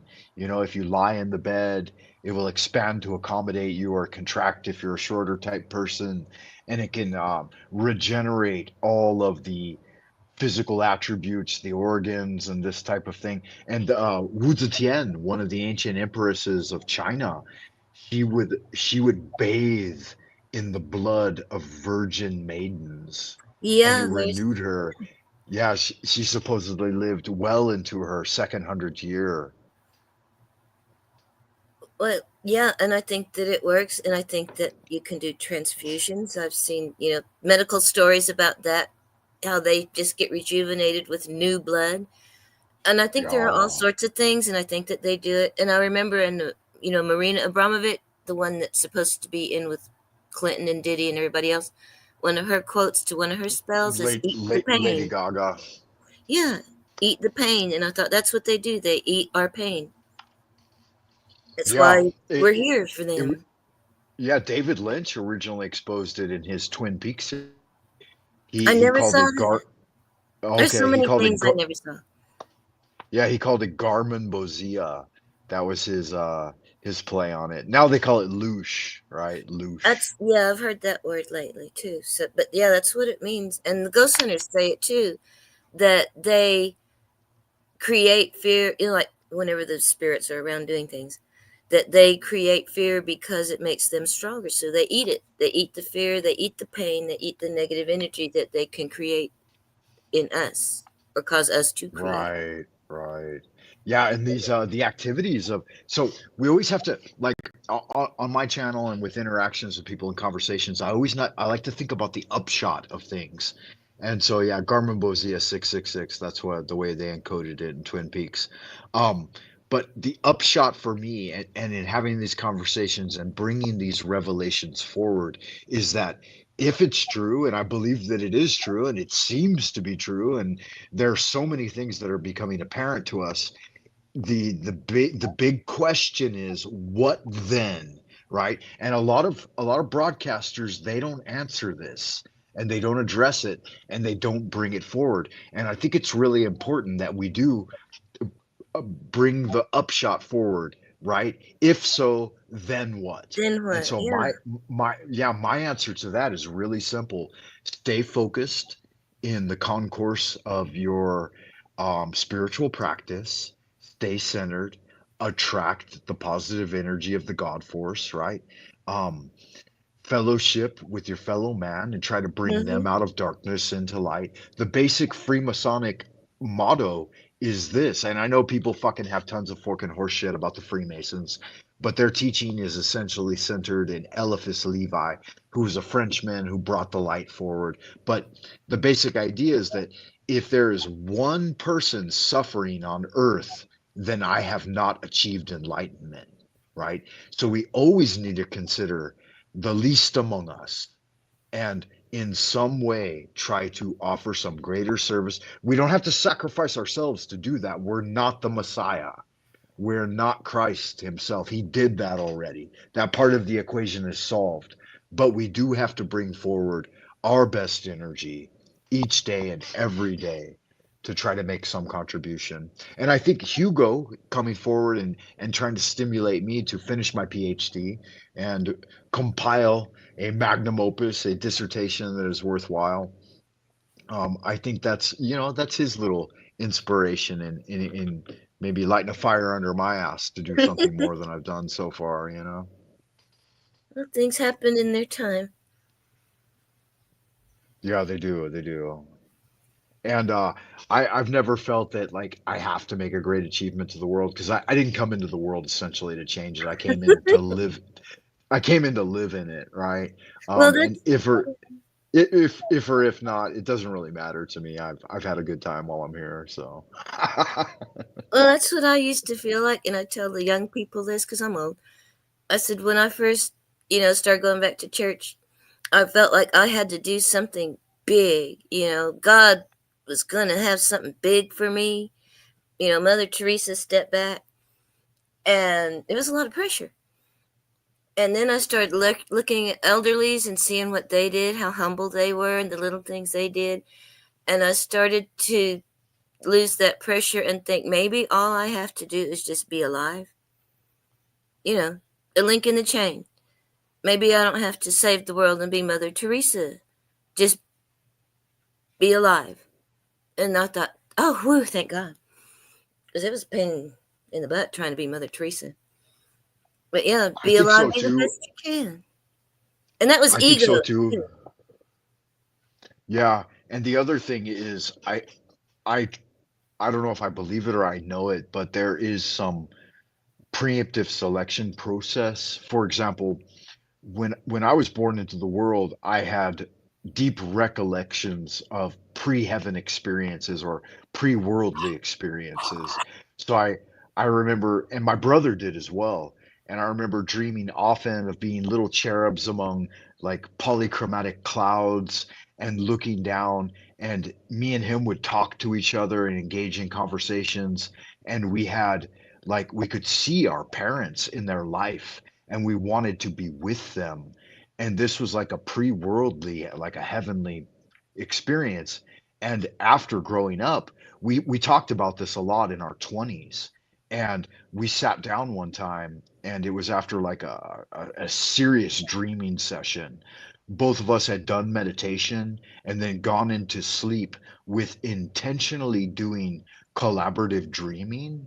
And when we came out of the dreams, I he was ready to debrief me and he's like, "Okay, let's talk about it. What happened?" Because we both had extremely penetrating lucid dreams. Hmm. And I remember I said, "Okay, let's not talk about it, but let's rather write down collaboratively. Like you sit over there, I'll sit over here, and we'll write down and we'll communicate about it as we go through it and debrief it."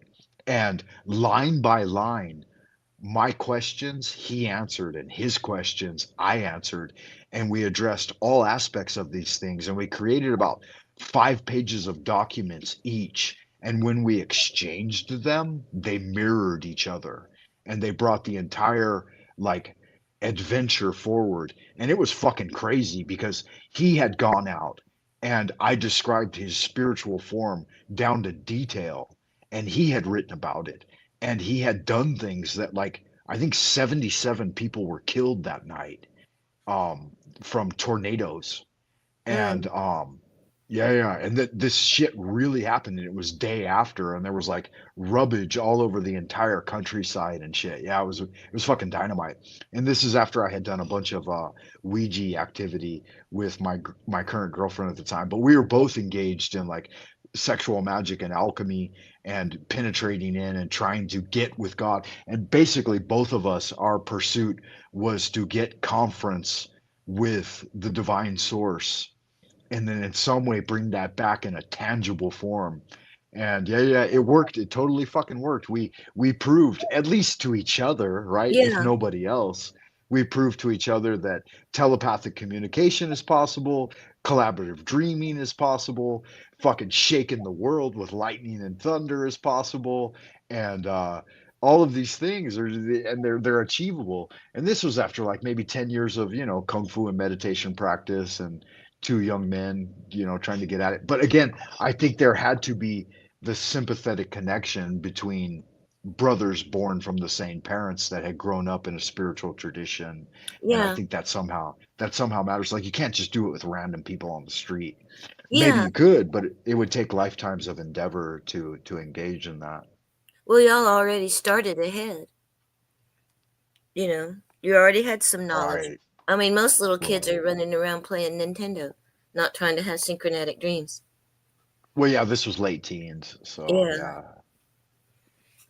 Yeah, we So, played some fucking Nintendo too. well, yeah, but still. Don't get me wrong, right? No, we're not staring at your navel all the time. But yeah, early teens, we got into the esoteric books and the kung fu training and sexual magic and this kind of thing. But yeah, it's all available. And I always wondered, like, I'd go out into the world, and I'd interact with 90% of the other young men, and I'd be like, what the fuck are you out there doing? You're getting girls pregnant, you're Mm, engaging in wanton recklessness. It's like, fuck, learn your sexual kung fu, man. You're responsible for this type of thing. And they didn't even care. They have no idea. They're just following whatever pop song told them to do this, that, or the other thing. yeah, Or culture. Well, I know one mm, father. I would watch his posts about his son, and he would say things like, "My son's so good looking, he's going to have 5 baby mamas." And I thought, you're encouraging that? That's not anything to brag about. yeah, agreed. Yeah, Yeah. that's So, gnarly. But yeah, again, it's a part of the programming. I mean, they're yeah, attempting to programming. do something, and you always have to remember that, like, they're up to something. Think about in Yes. China, the dark celestials, they're fucking Yeah, up to something. them. In China, they made the one child policy because they wanted to contract the population, right? They wanted to shrink it. And now Hmm. they have a 3 child policy, and they're trying to encourage it. And so during the one child policy, any type of pornography was entirely outlawed and taboo, right? You couldn't have sexual books, you couldn't have books on sexual practices, you couldn't even talk about sex openly, right? There were no sexual innuendos in movies. Now they've gone in the opposite direction. They've tried to ramp it up. They've made pornography more available. They're trying to bolster the population. They're trying to encourage people to have families and multiple children and this type of thing. So whatever's right for the government is what the Yeah, government wants to do and what they're trying to project. Whatever's outlawed in your local territory, your local farm, it just means that that's because they want it to happen. It's not because it's right or wrong, right? yeah, Like, imagine during the one child policy, pornography was illegal, and sexual type of talking and having more than one child was outlawed, and it was bad, right? Now that they want to bolster the population, sexuality is encouraged and children are encouraged, right? So why is the US shifted to a transhumanism type of agenda where they're breaking up the families, the state should raise the family, right? Your little boy should become a little girl. Why is that programming happening and why is it deemed Yeah. right? Because they have an agenda. Yeah, And and people don't realize that there is an agenda, much less try to figure out what it is. Right, and you don't need to know their agenda because they've been discussing it and programming it for years in advance. Generations. Yeah, you're way downstream, right? Like what did old famous comedian say? It's a big party and you're not invited. You're not in it, yeah. The club and you're not in it. But yeah, and I believe that it's generational, for hundreds of years that this has gotten passed down to initiates and probably through families too. So I believe that. Oh yeah, this current course that the Western world is on is at least 1,000 years old. I think the Illuminati began like around the time of 1100 AD or something like that. So to them, I'm sure it's probably a bigger, higher cause. Yeah, and the Chinese, like they've been engaging in this type of programming. That's why, like during World War II and the Korean conflict, the U.S. military was so impressed by the level of that's where MK Ultra came from, was watching the level of mind programming that the Chinese were able to achieve in such a short period of time. And I think that's why, yeah, the brainwashing, exactly. And some of the Western scholars had pointed out that, good God, if they can do this, then we better not let them know anything because they could fucking potentially take over the world, very, very, very rapidly.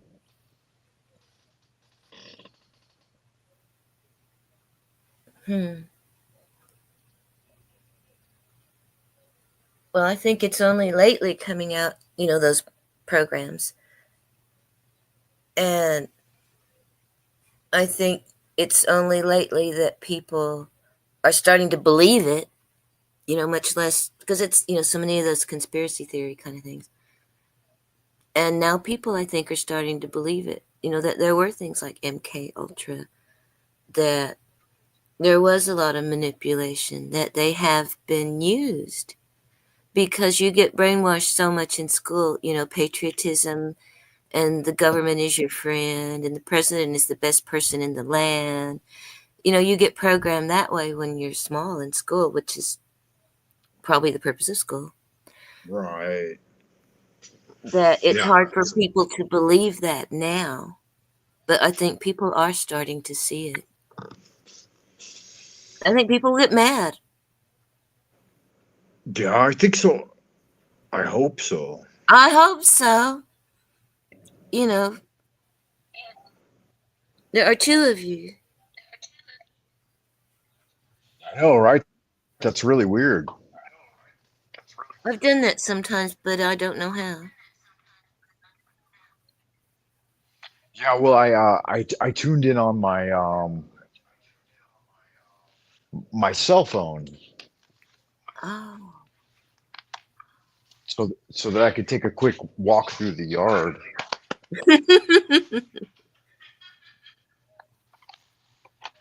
I feel like my gut's getting too big sitting in front of the computer for the last 3 hours.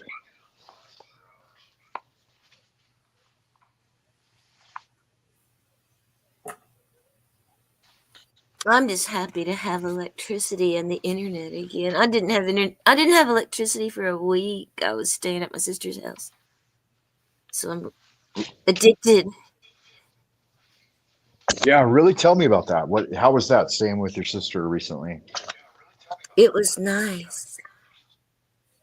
And we have been on the verge of killing each other for years and years. Just every interaction ended with just bad. But lately, it's changed and it's been good. Okay. Yeah. Can you tell me something about like her situation? Like what part of, I know you guys are in the States, like, yeah, you don't have to triangulate yourself or give any No, we're in locations, rural but like, Oklahoma. like very rural Oklahoma. Okay. Yeah. And it's still wild out here. People, I carry guns.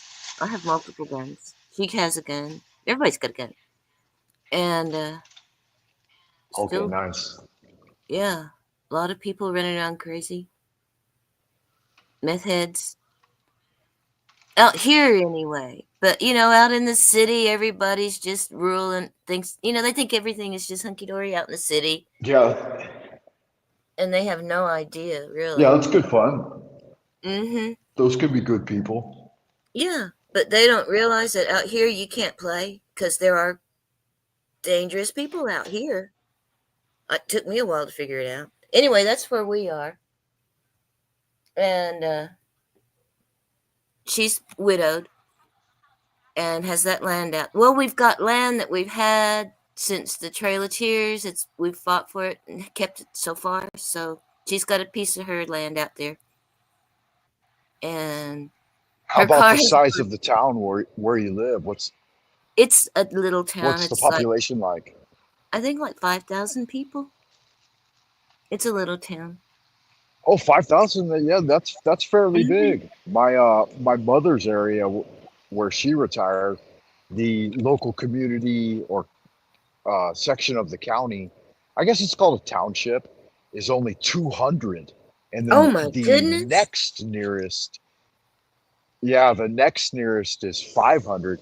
The entire county has 40,000, but like we're talking miles and miles between each, Yeah. township. Yeah, that's kind of what it's like out here.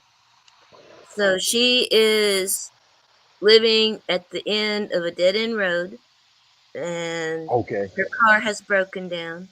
west. Nice. So she's on foot and it's like 5 miles to town. And she has been really ugly to everybody for a long time. So everybody's mad at her and just letting her walk. But I am It's trying funny to. too to go from a township of like 200 people to a. Mm. Okay. Well, she's been living in Dallas and moved back home. And then her husband passed. Well, her husband, yeah, anyway. But yeah, so they moved back. She moved back to him. So there's this transition from Dallas to here, too. So that's what's been going on with her. But I have trying to be nice and be this bigger, better person. And for real, it says to don't come to God with your offering if you're still mad at your brother because you're not good, you're not pure, you're not right. So that's what I've been doing. And it's been working. I made up with my brother, literally. And that worked. And now I have been working on my sister. And that has worked. And it just shows me that you need to suck it up sometimes and let things go.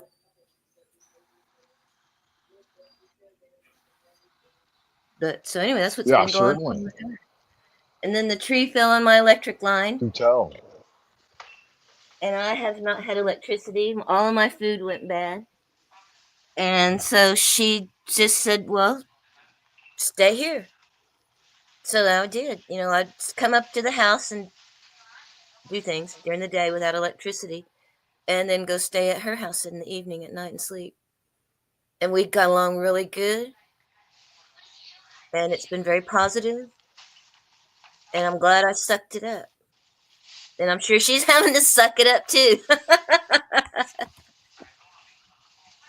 Because I know I've been bad. But it shows the value of, just letting stuff go.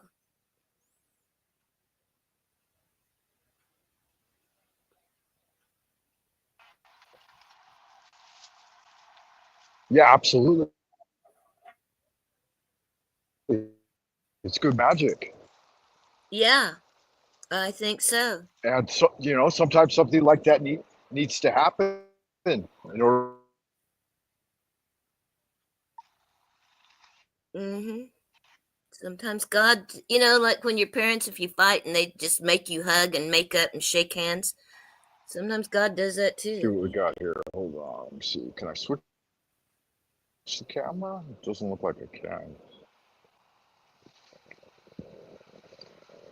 Give you guys a little shot of Beijing. Cool. Don't know if you can see any of that or not. Yeah, I saw somebody go by on a bike of some sort.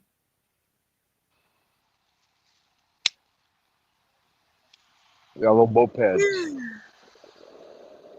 But I like this looking at different places.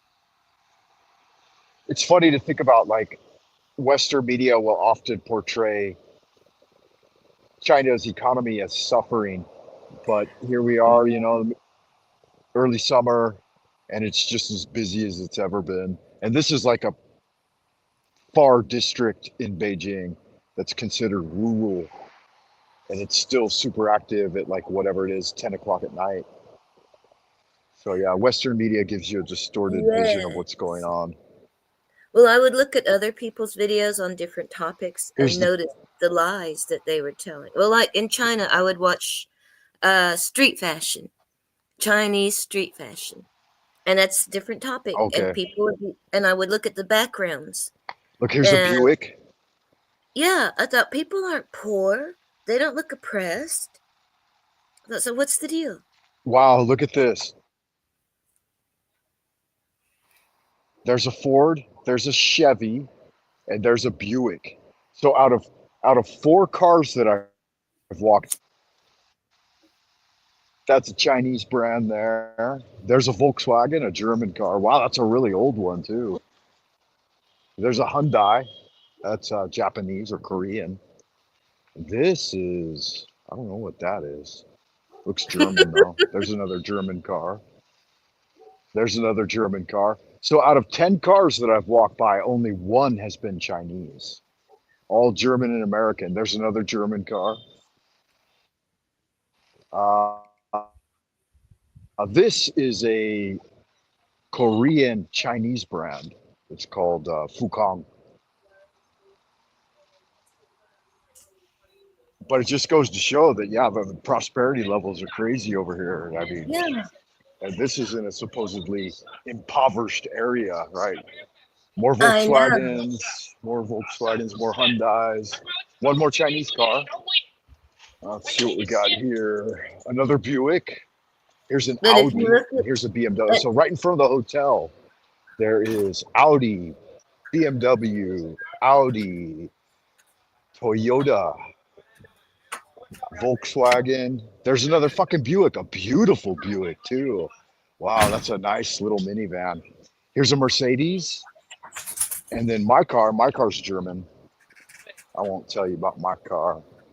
well, that My doesn't car's look nice oppressed. though. I think my car's the nicest car out here. No. And these guys next door, they're just now shutting up shop.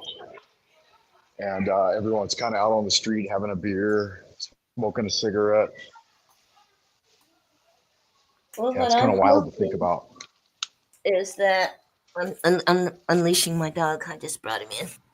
I'm hoping that our economy here in Okay. the U.S. will get better, that we will start doing more manufacturing, and people will start Yeah, having money again.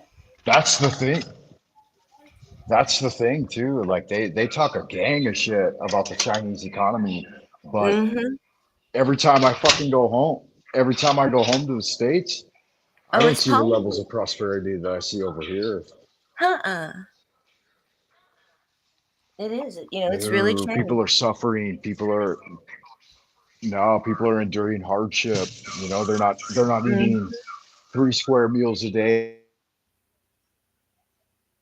A lot of and having theft. the streets and stuff.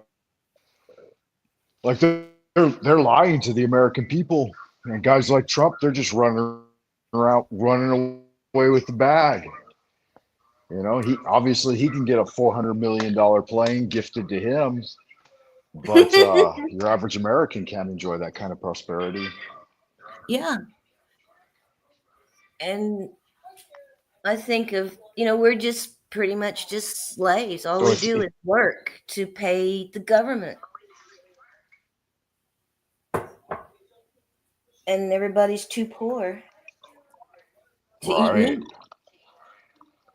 And again, when we get back to the idea that it's a game plan they have to impoverish the general people and to take everything away from them so they can redistribute it. You will have nothing and be happy. That's a slogan that they have put out. That's You will own nothing and be happy. right. You'll live in the pod and eat the bugs. Yeah. But yeah, that's a thing too. That's a trend here as well. That's a trend that they're trying to implement, the fake meat. I've noticed the fake meat is more and more prominent in society. And now they're not even telling you, right? Like back in the day, you'd go to Taco Bell and it would say, Beyond Taco or whatever. It And doesn't I've say seen that it. anymore. But now you have to. It's like Soylent Green. yeah, don't now it's really fully tell you. implemented. They don't tell you what Now it they no is. longer mention it.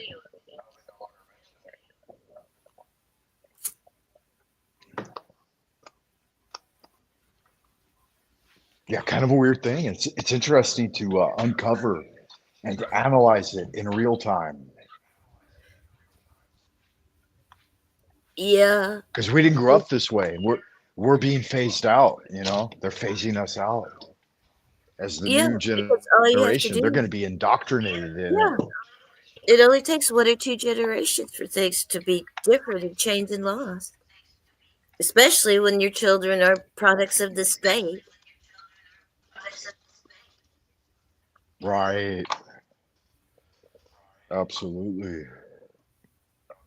Yeah, it's bananas. We've got a new visitor out in Happy Land. It's Fools and Tools. It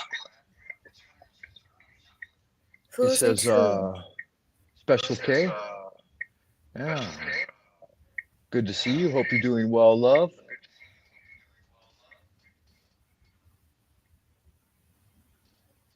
Let me switch back over from my phone to the laptop. Give me a second. Go ahead, Mary. Take it away. Take it away, Mary.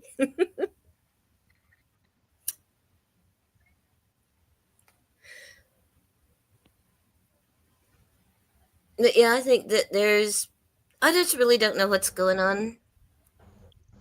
I mean, as far as the great big plan, I feel like that there has been a lot of exploitation and a lot of manipulation, and people have been used and lied to.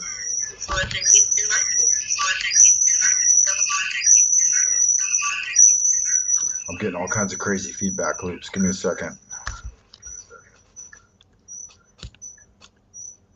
Go ahead. Yeah, here we are. Oh.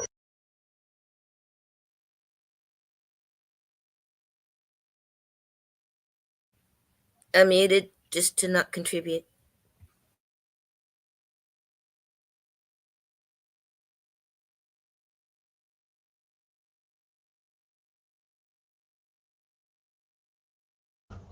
Testing.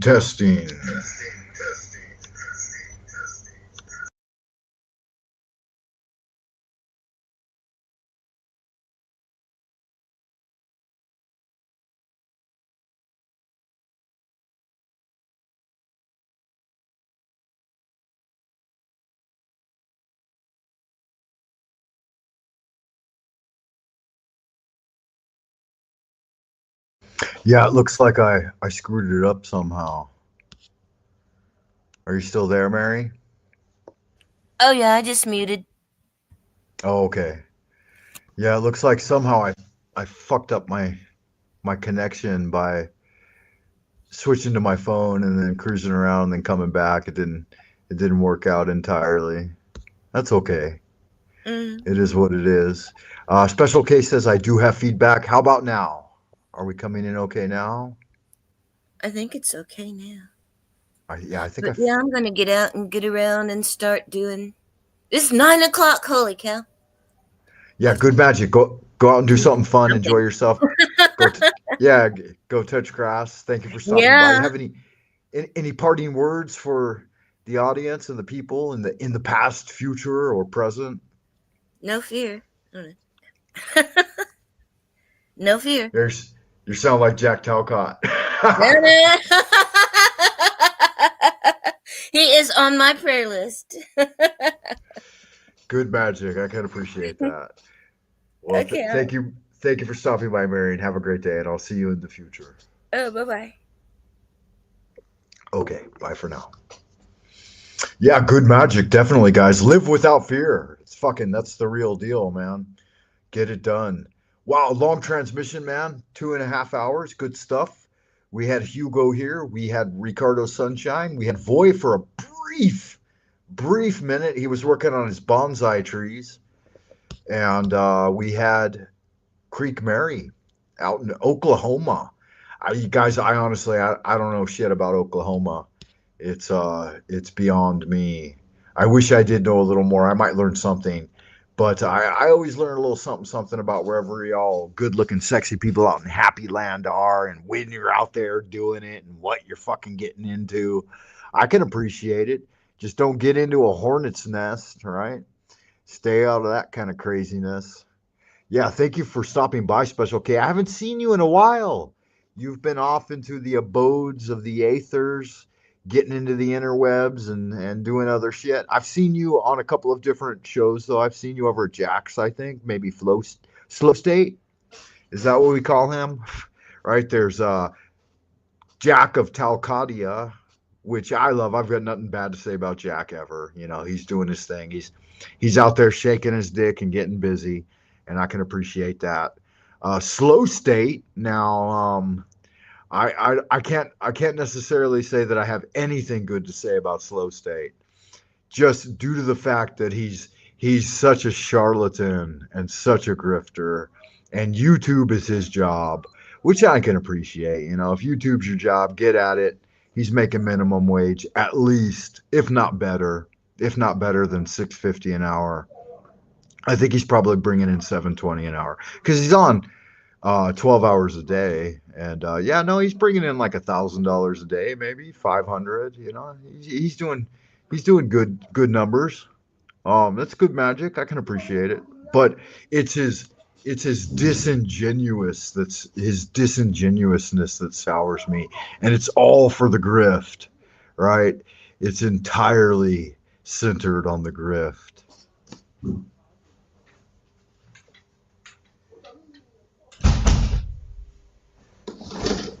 Give me a second, guys. Some dude was outside my fucking window yelling, going fucking bananas. He's out there yelling about something. I have no fucking idea, but I do know that it's what it is, you know. Who else is there? There's TML, The Machine Lies. Definitely check out TML, guys, if you haven't already. He's got a new channel. It's called the something Caliphate, Cyber Caliphate. Yeah, really good fucking magic. I listened to TML for about 3 hours today, man. It's crazy doing that shit at work. Got one earbud in the ear, listening to TML. I even tried to participate in his chat a little bit. Good stuff. I know, right? The people that go there. It's the people that go there and encourage it. Yeah. That's right. I got to put his channel in. Yeah, definitely put in. And the other guy, Hugo, he's got a channel as well. Let's see. He put it in the private chat. It's called @HugoAdes on Instagram. So he's a valuable new member here of the Esoteric Order of Dagon. Who knows? Maybe I can brainwash him into joining my cult, right? And initiate him into the Hermetic Brotherhood of Light. All y'all sexy, good-looking people out there in Happy Land need to join me in my my cult-like following here I'm building on YouTube. All for laughs, right? Jokes. And I'm the Grand Wizard of the Esoteric Order of Dagon, Eastern Star Division, self-appointed Pope of Discordia, right? Initiating you into the 100-day challenge. Make sure you hit the likes and subscribe. All that happy horse shit That makes YouTube's algorithms bark like Pavlov's dog because we go round and round once again, like Finnegan. So if you've got a yen to expand your kin, then let's get zen. Check me out on buymeacoffee.com/Frank Monday. Pull a something in the tip jar. Special K, are you the one that mentioned the adoration of Abraxas earlier? I think it might have been. I'm not going to scroll all the way back up though. But yeah, thank you for that. Thank you for the love. Fools and Tools says, I like watching the people in the chat, how they react to everyone, so triggered in their emotions. It's funny, you know, what mentality they have. Yeah, some of it's kind of crazy sometimes, right?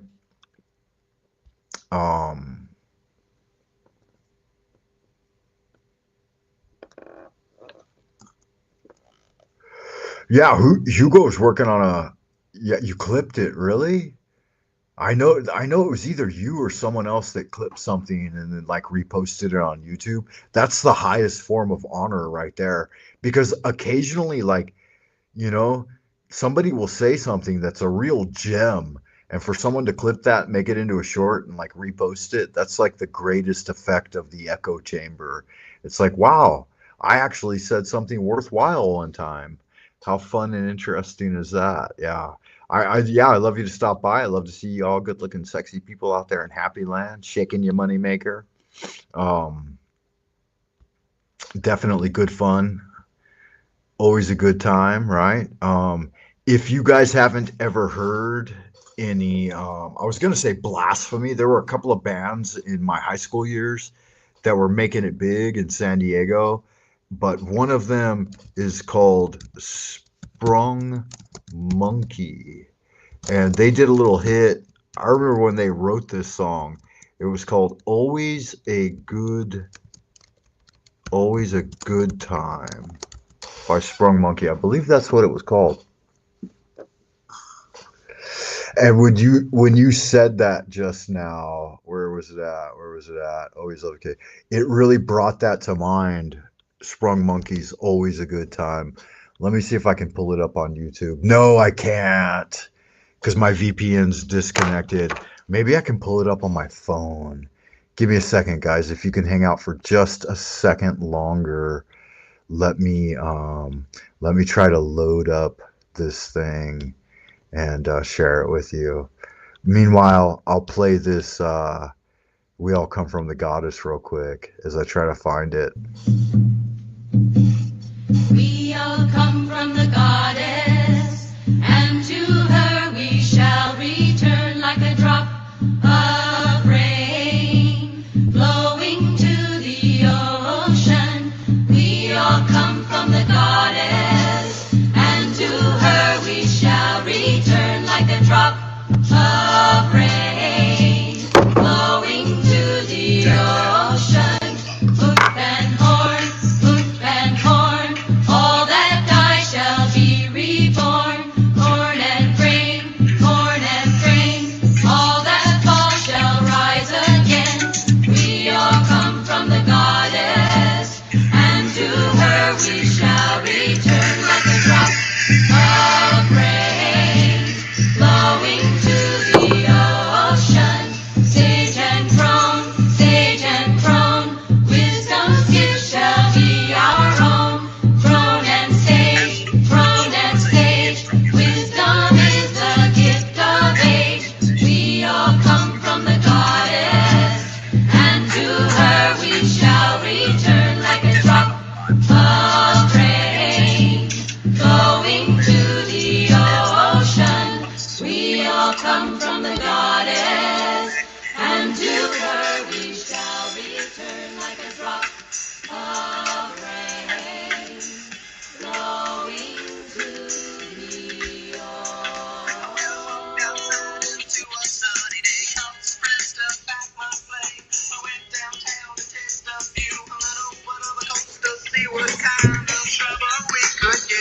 All right, guys. I couldn't find Always a Good Time by Sprung Monkey, but I found Trouble We Could Get Into in Sweetport, San Diego. Yeah, but this kind of This gives you a little bit of their flavor.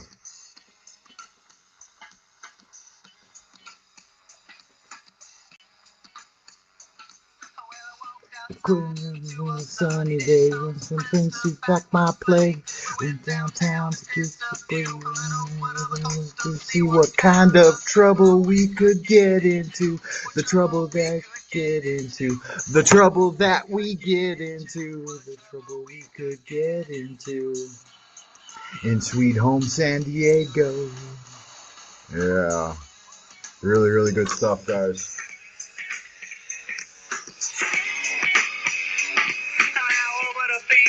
Tanning ladies, San Diego girls that drive me crazy. Hooked up on a number or two. We'll call them up later to see what kind of trouble we could get into. What trouble we could get into. What trouble we could get into. What trouble we could get into. Now all of the bad times.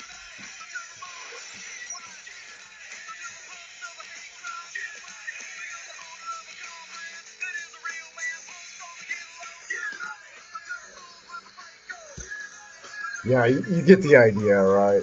Good stuff, man. Really good stuff. Yeah, that's probably gonna be it, man. That's my one recommendation for you guys. Little Sprung Monkey. I used to when I was a punk ass. What the fuck? YouTube rejected my comment. Look at you, looking good, Frank. I appreciate that, Special K. Yeah, did you see that fucking banana? That was crazy shit. When I was in high school, these guys had a band room down in Santee, and I used to go down there all the time. And that fucking lead singer, he fucked my girlfriend. Heartbreaking to experience that. They were like Hawaiian Samoan descent, and they really hated white dudes. But I would go down their band rooms and hang out and party anyway.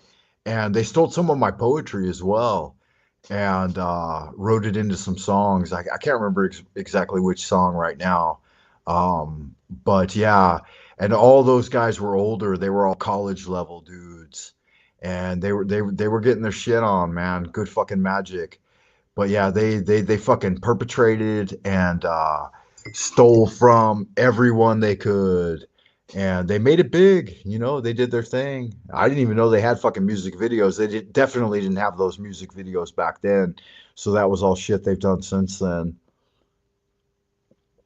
But always a good time. That was the name of the song, man. One of the songs I really, really liked by them. Their first album, man, we promoted it. We hit the street selling tapes and CDs. And I was a part of that, man. Sprung Monkey, motherfuckers. Yeah, they stole some of my poetry. That girl that I was in love with, I wrote probably one of the best pieces of poetry that's ever been written in this prime material plane. And a PhD scholar read that. I was staying in his apartment with his older brother, and my brother was there as well. And he read that shit, and he said, "This is the most beautiful thing I've ever read. Can I borrow it?" And I'm like, "Yeah, sure, why not? It gives a fuck." I was like 19 at the time. Yeah, and some of the lines ended up in Sprung Monkey's lyrics on one of their songs. And I was like, "Motherfucker, you done did me dirty, didn't you?" And it was so beautiful and so complete. And I worked on it for like over 2 or 3 weeks or something, and so in love with that girl. And he ended up fucking the girl, stealing my poetry, making a song, and getting the money. And I was like, yeah, well, whatever. That's life, right? That's life. Yeah. Fuck them. They'll pay for it. In hell, I will be above them, right? I'll be stabbing them in the ass with a pitchfork. Motherfucker, see how you did me dirty? Try eternity in a flaming pit, you bastard. Yeah, it doesn't matter. Y'all good looking, sexy people, stay well out in Happy Land. And until next time, Frank Monday, your host for the hour, wishing you to do well and keep doing good magic. Y'all good looking, sexy people, love you lots. And until next time, ad astra, per aspera, carpe diem, and don't let nobody steal your fucking poetry. You know what I'm saying? Yeah.